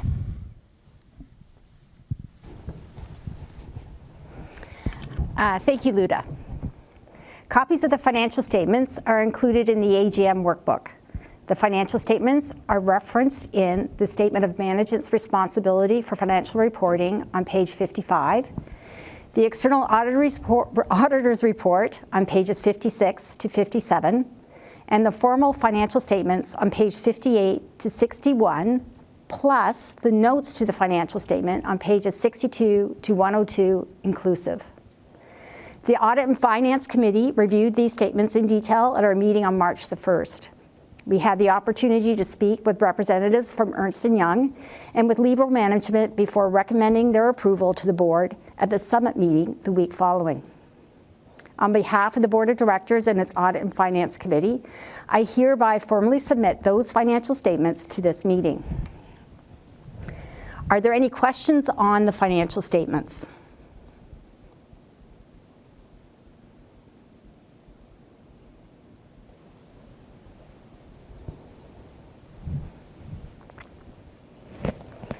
Okay, seeing none, next I will present the board's recommendation for appointment of external auditors.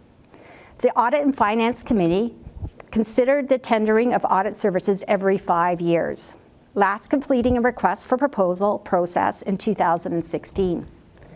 Ernst & Young was selected as the preferred external auditor and presented annually to this meeting since 2017. Each year, we review the work of our external auditor to ensure we are satisfied with our relationship. During the past year, we conducted a more comprehensive review in order to make a recommendation for external audit services. The Audit and Finance Committee believes we continue to work effectively with Ernst & Young. We provide advance notice to you in Note 5 to the agenda that the Board of Directors is presenting Ernst & Young for their appointment as external auditors by you at this meeting. On behalf of the Board of Directors and its Audit and Finance Committee, I hereby formally present our recommendations that you appoint the firm of Ernst & Young LLP as external auditors to Libro for the 2022 fiscal year. Thank you. And we have received a question from our owner representative. Can we see that question up? The question is, were there any material audit findings? Mary Catherine? No, I'm pleased to say that there were no material audit findings at all. That we had a clean audit opinion and there were no unadjusted differences. Thank you. Now we come to that omnibus bill that I talked about earlier. In a moment, we will open voting for owner representatives to vote on the following: acceptance of the report of the Audit and Finance Committee as printed and presented, adoption of the audited financial statements for the year ended December 31st, 2021, which includes the report of the external auditor, and appointment of the firm Ernst & Young LLP as the external auditor for Libro Credit Union for the year ended December 31st, 2022. The motion will appear on your voting screen, where you will vote in favor or against the motion. Before we open the voting, are there any questions on these agenda items?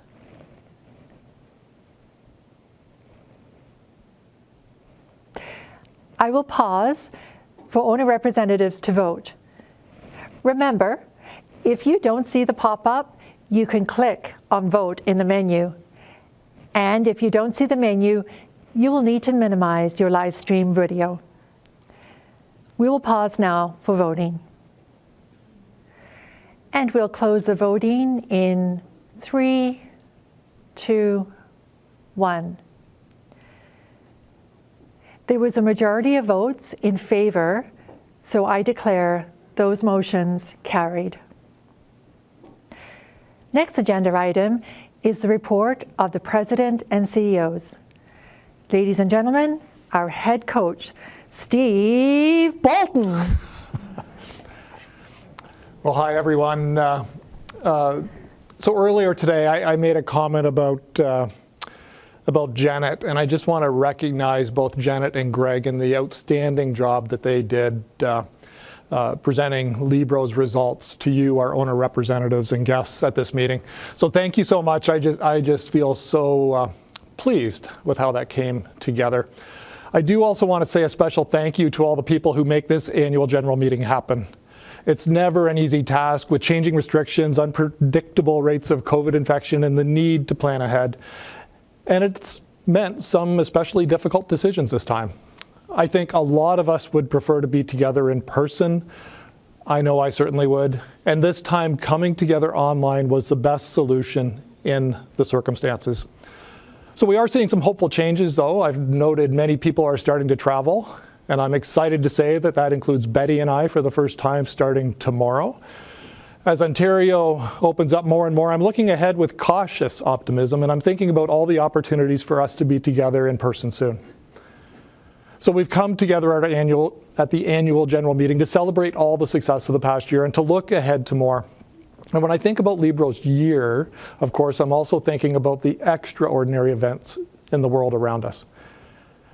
And it's hard to keep up.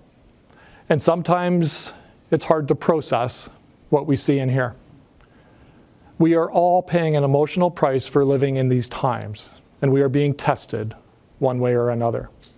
So as we work to promote financial resiliency in owners and others in our communities, we know that not everyone around us is sharing these difficult, dramatic years together. It's remarkable this time. It's unforgettable. And honestly, at times stressful. And we do know that here in Canada, while we're not even close to perfect in so many ways, we are generally privileged to be sheltered from the worst. While we recognize that in our modern, shrinking, interconnected world, many of us have personal connections to the scenes on the news that are so very troubling to us. At the same time, the experience of the last 2 years has taught us a great deal. Although the pandemic is not over and we don't know what's coming next, let's take time to consider what we've achieved together. And let's use it to maintain our momentum, to keep growing as an organization, ensuring our profitable growth sets us up to make an impact on more and more people and more communities. So we've achieved a lot in this last 2 years. We've learned a lot. And I think I've gained a better understanding of the issues that matter most to me. The places where I feel passionate about what we're doing here at Libro. Our values matter. They make a difference here and now. They keep the essence, the culture of Libro intact, whatever changes or challenges we are experiencing. Our values are our foundation and our future. In the last couple of years, we've talked a lot about those values, how they make us stronger as an organization. We know that companies who understand their purpose and know who they are together are more likely to have success in their business during times of crisis. And at Libro, we are experiencing this. So we've done our work to define our purpose, to understand and express our values. So when the pandemic hit, we understood each other better, made decisions faster, and while working through a number of difficulties, it's fair to say that we have thrived as a credit union, as a group of people with a shared purpose to grow prosperity. And meanwhile, the turbulence of the 2020s has led me to a greater understanding of what matters to me. In a crisis, you go back to your values. So today you're going to hear me speak about my passions. What matters most to me? What keeps me swinging at the pitches every day? And I have to say to Greg, I like baseball metaphors too. I like metaphors. I screw them up often, but I like them. But I really care about this stuff, and I hope that you will see that passion, and passion makes for a powerful message. So for those who know me, you know I rarely use the words I and my in my language or presentations because I absolutely believe they are not as strong as we and us and our. The value of the team is a team, so this is a challenge for me to reframe to talk about my passions. But with that said, I do know that tone does start at the top. So we've seen that in so many places this last couple of years, for better and often for worse. So when I was asked to discuss what I am passionate about what I get excited about, I decided to share my thoughts for once. So I'm going to start with some things that I believe in. I believe in our collective vision to grow prosperity. I believe in starting with why. And Simon Sinek has said this so well, people don't care what you do, they care why you do it. I believe in being different. In our desire to compete, we often end up looking the same. So to be truly different, we have to be different. And for Libro, that has to be in the experience we provide both in person and digitally. You know I believe in teams. I talk about it all the time, best teams. A team of staff who are aligned and focused on growing prosperity everywhere. I believe in authentic leadership and accountability. Being epic and acting in an epic way. And I believe in boldly exploring while being mutually inclusive at the same time, which means exploring boundaries while embracing our cooperative roots. I believe in building Libro on the shoulders of those who came before us and making sure that we leave Libro in a place that is better than where we found it. I believe in the people of Libro, and because of that, I believe in Libro. When some of these I believe statements came together, the results can be magical, and the momentum that we can build can be trend-setting. And I think it is. So with all those statements, that brings us to those things that inspire and drive me. So we're going to build a list of them as we go along. I'm going to share 5 passions with you. So let's start with the obvious one.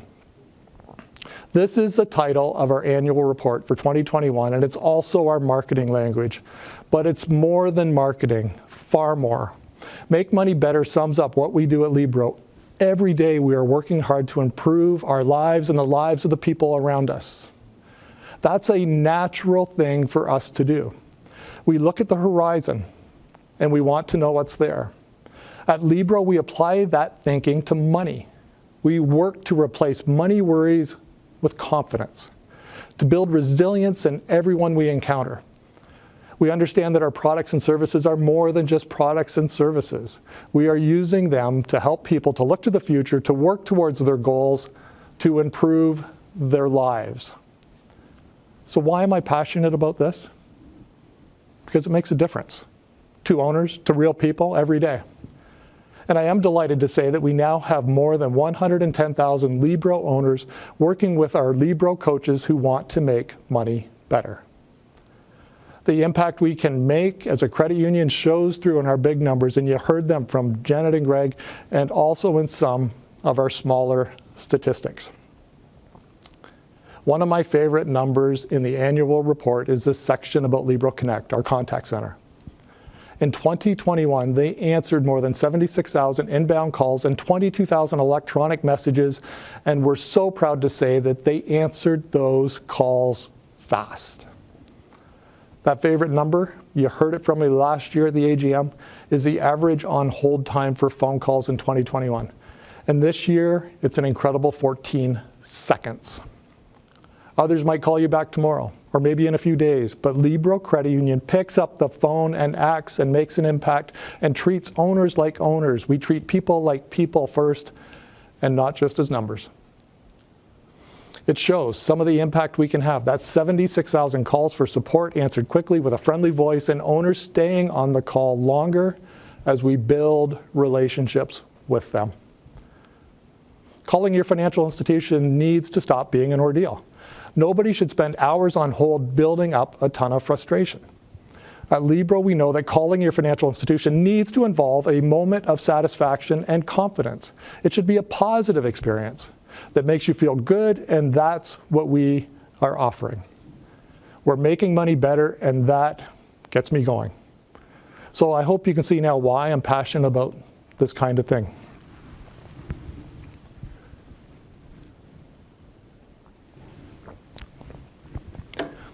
And that brings me neatly to the subject of digital services. So this is a big deal. It's so important, and it's a place where we can make a direct impact on lives daily. We know that our owners and potential owners expect a seamless service online. These are now table stakes. There's no question owners assume that they will be supported in ways that are right for them, wherever they want by their preferred channel.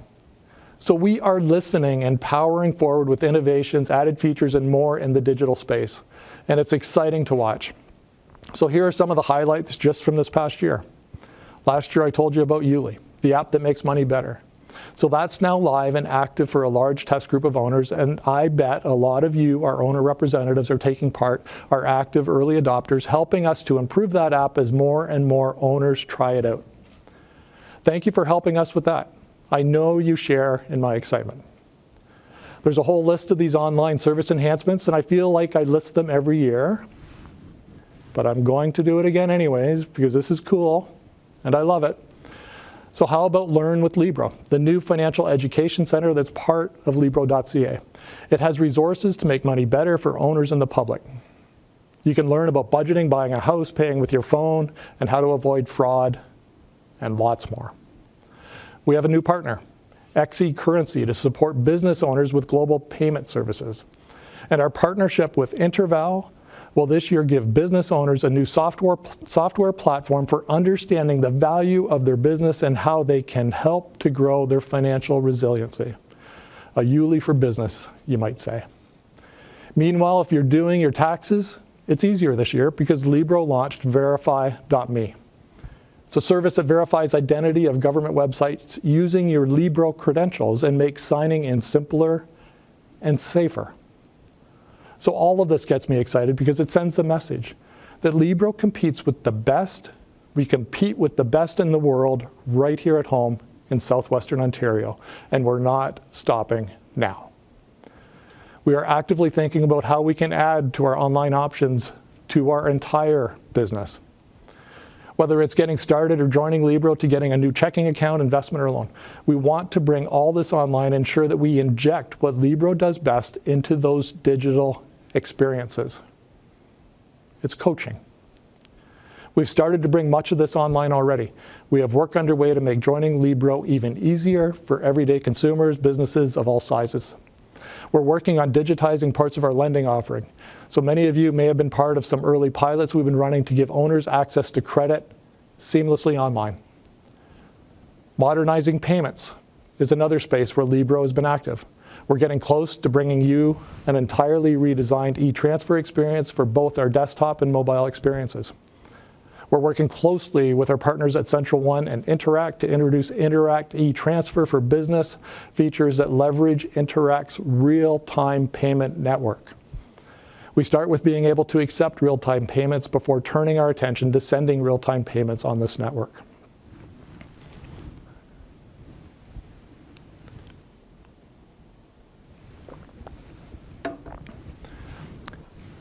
Now I want to bring us back to that list of passions and talk about the impact that we can make. So we know that where Libro goes, good things follow. Our positive impact is wide. Think of our profit sharing.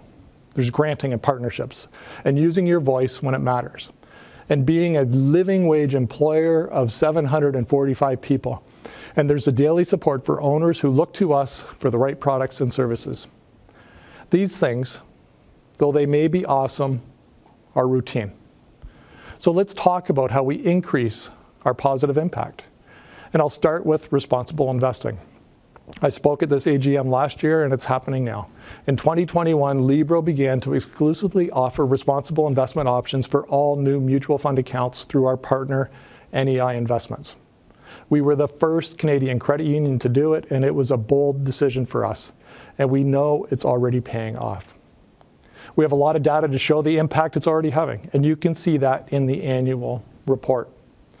It tells us that people want to know that their money is linked to positive change in society, and that Libro is right to lead this way. Just this week, we heard of another success in this area. The research and media organization Corporate Knights featured Libro in an assessment of companies with a stated social purpose.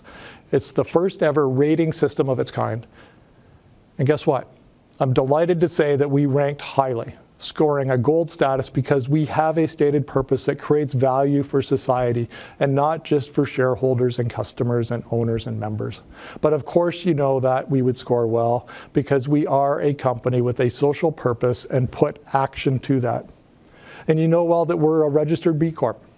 And I've talked about this many times, but it's worth the reminder because there's a number of new folks here today. We are part of a global movement of companies that promise to use business only as a force for good. We consider our impact on the world around us and make our decisions with impact in our minds.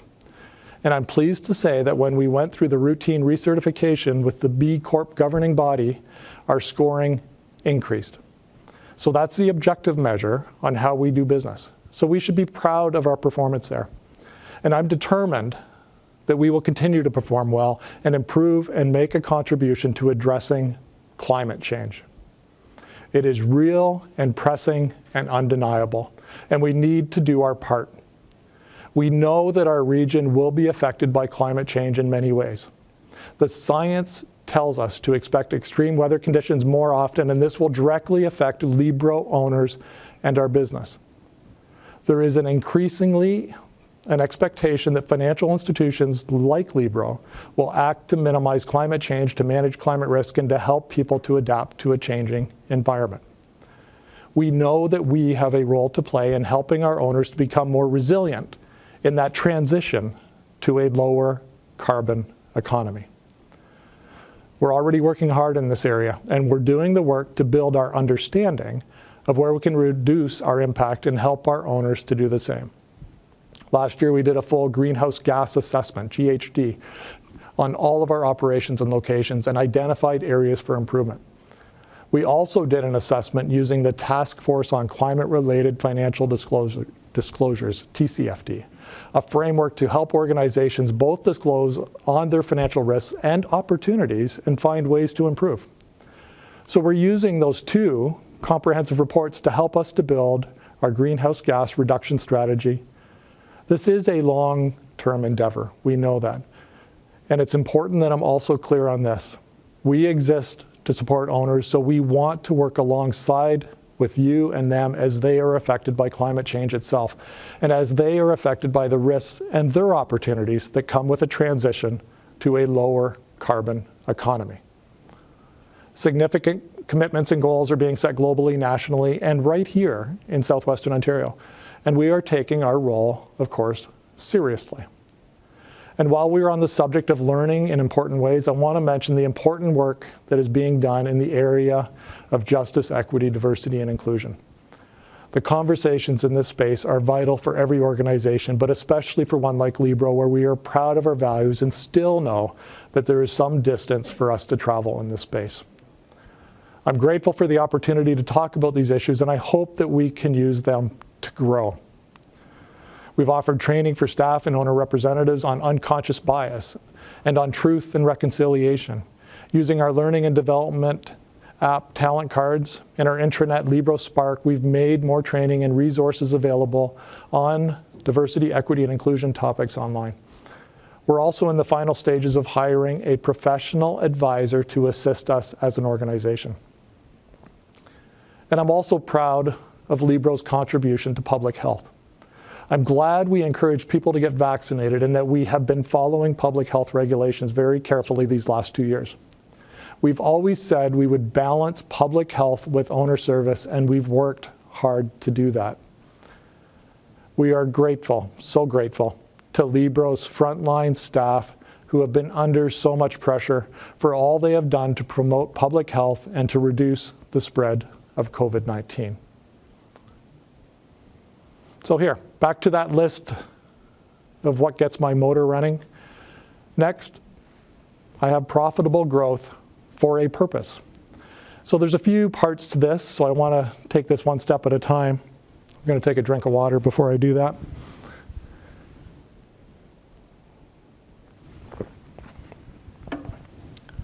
Earlier today, Janet outlined the tremendous growth that Libro experienced in 2021 and spoke about the effect that that can have on profitability, capital liquidity, and more.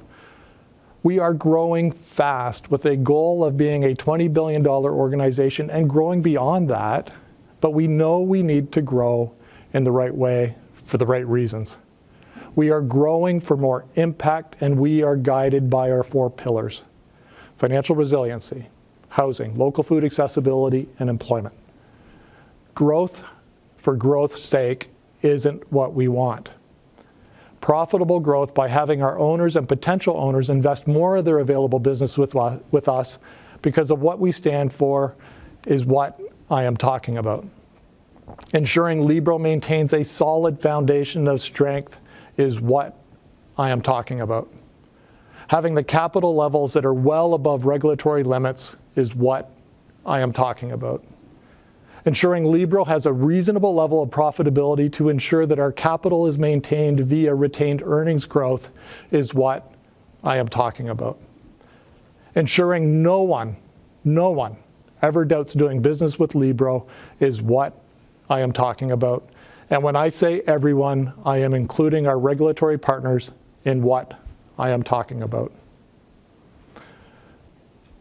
So I'm going to finish where I started. And you knew this one was coming. You just knew it. I'm passionate about Libro Credit Union.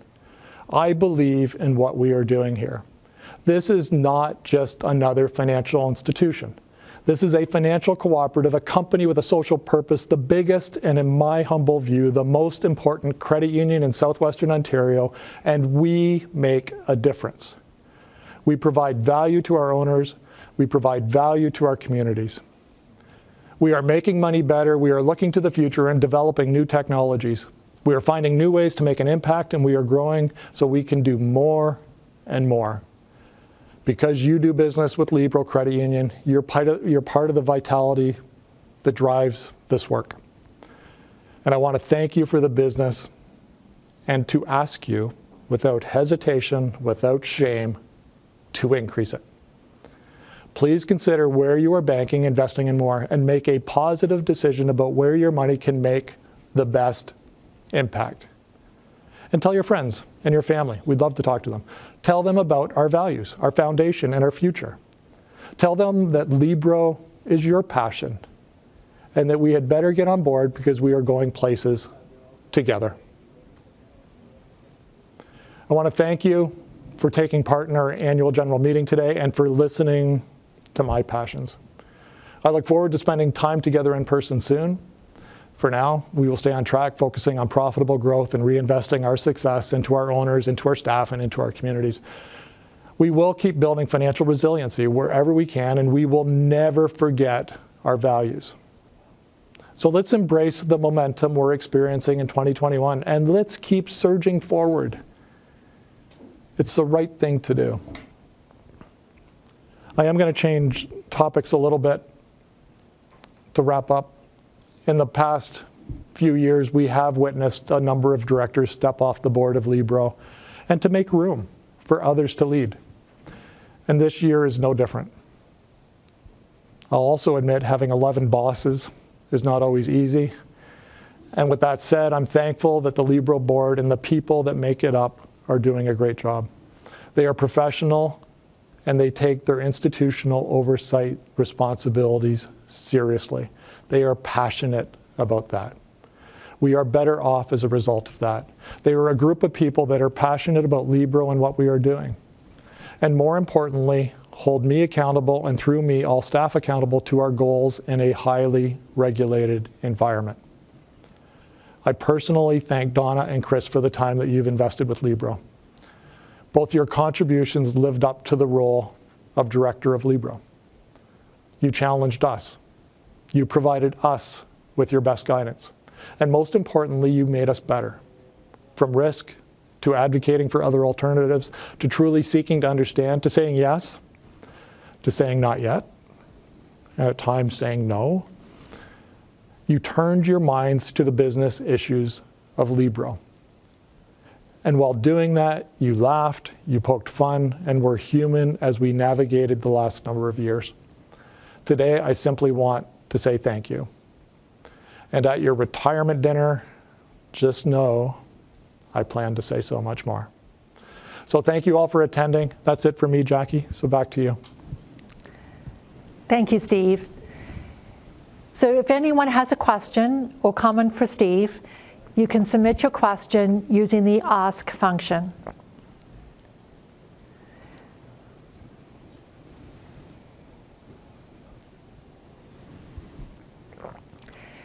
So while we wait for our questions, you can also have an open question as well if it's not just for Steve.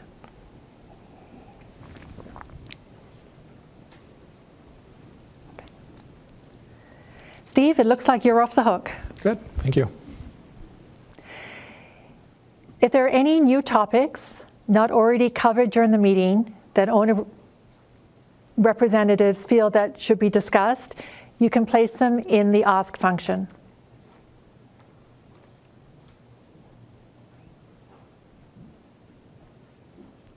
Do you want to put it up? Can you put the question up?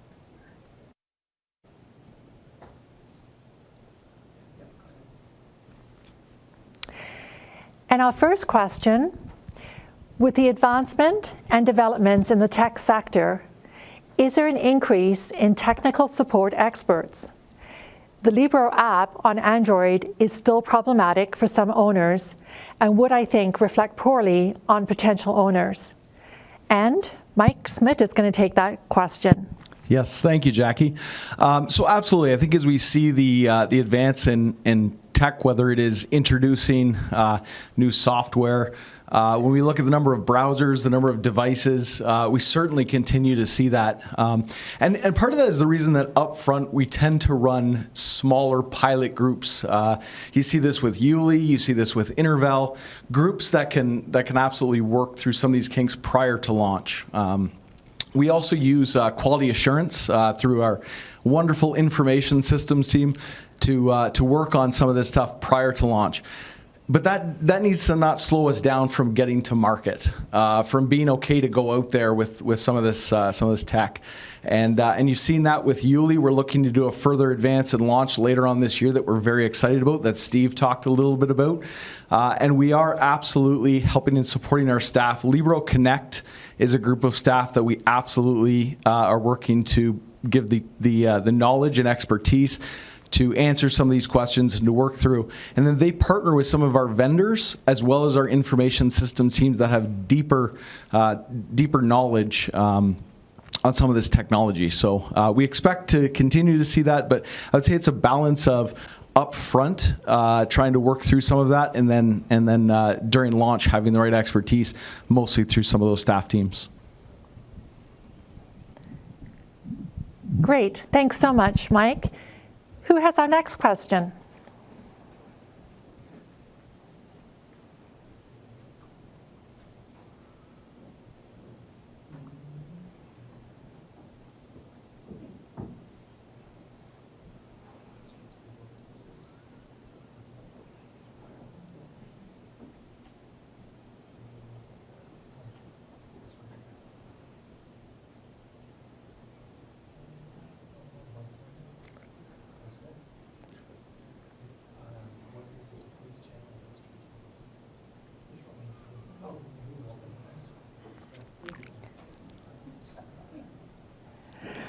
The next question, just wondering if there is a place or channel that illustrates Libro's business.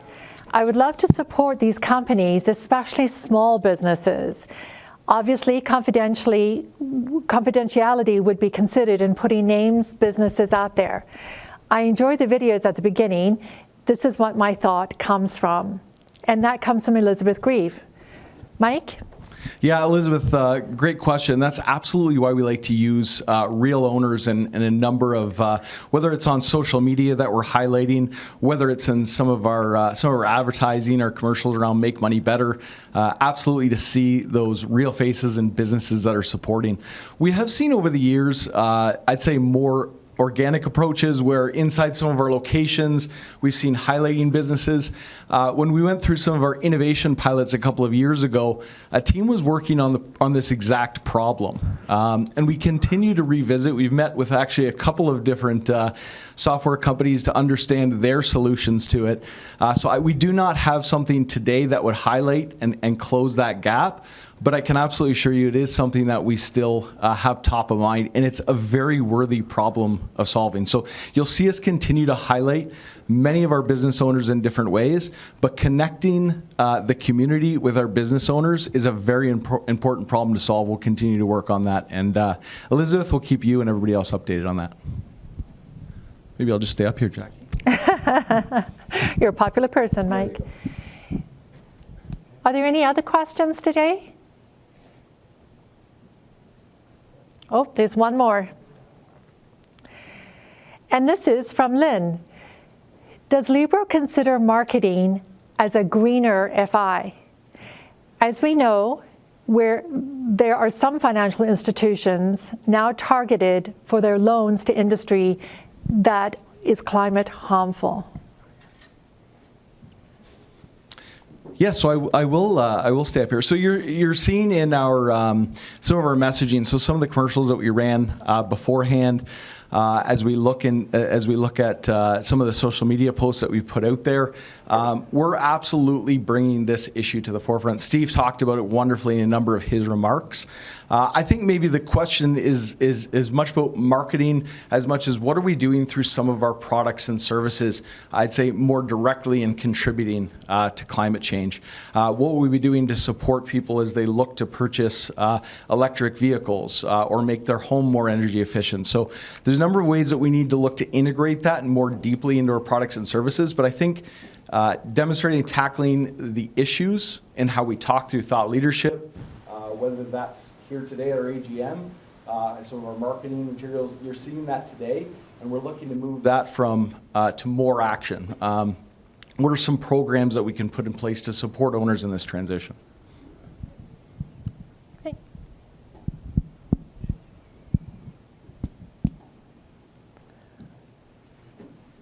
And that is all our questions for today.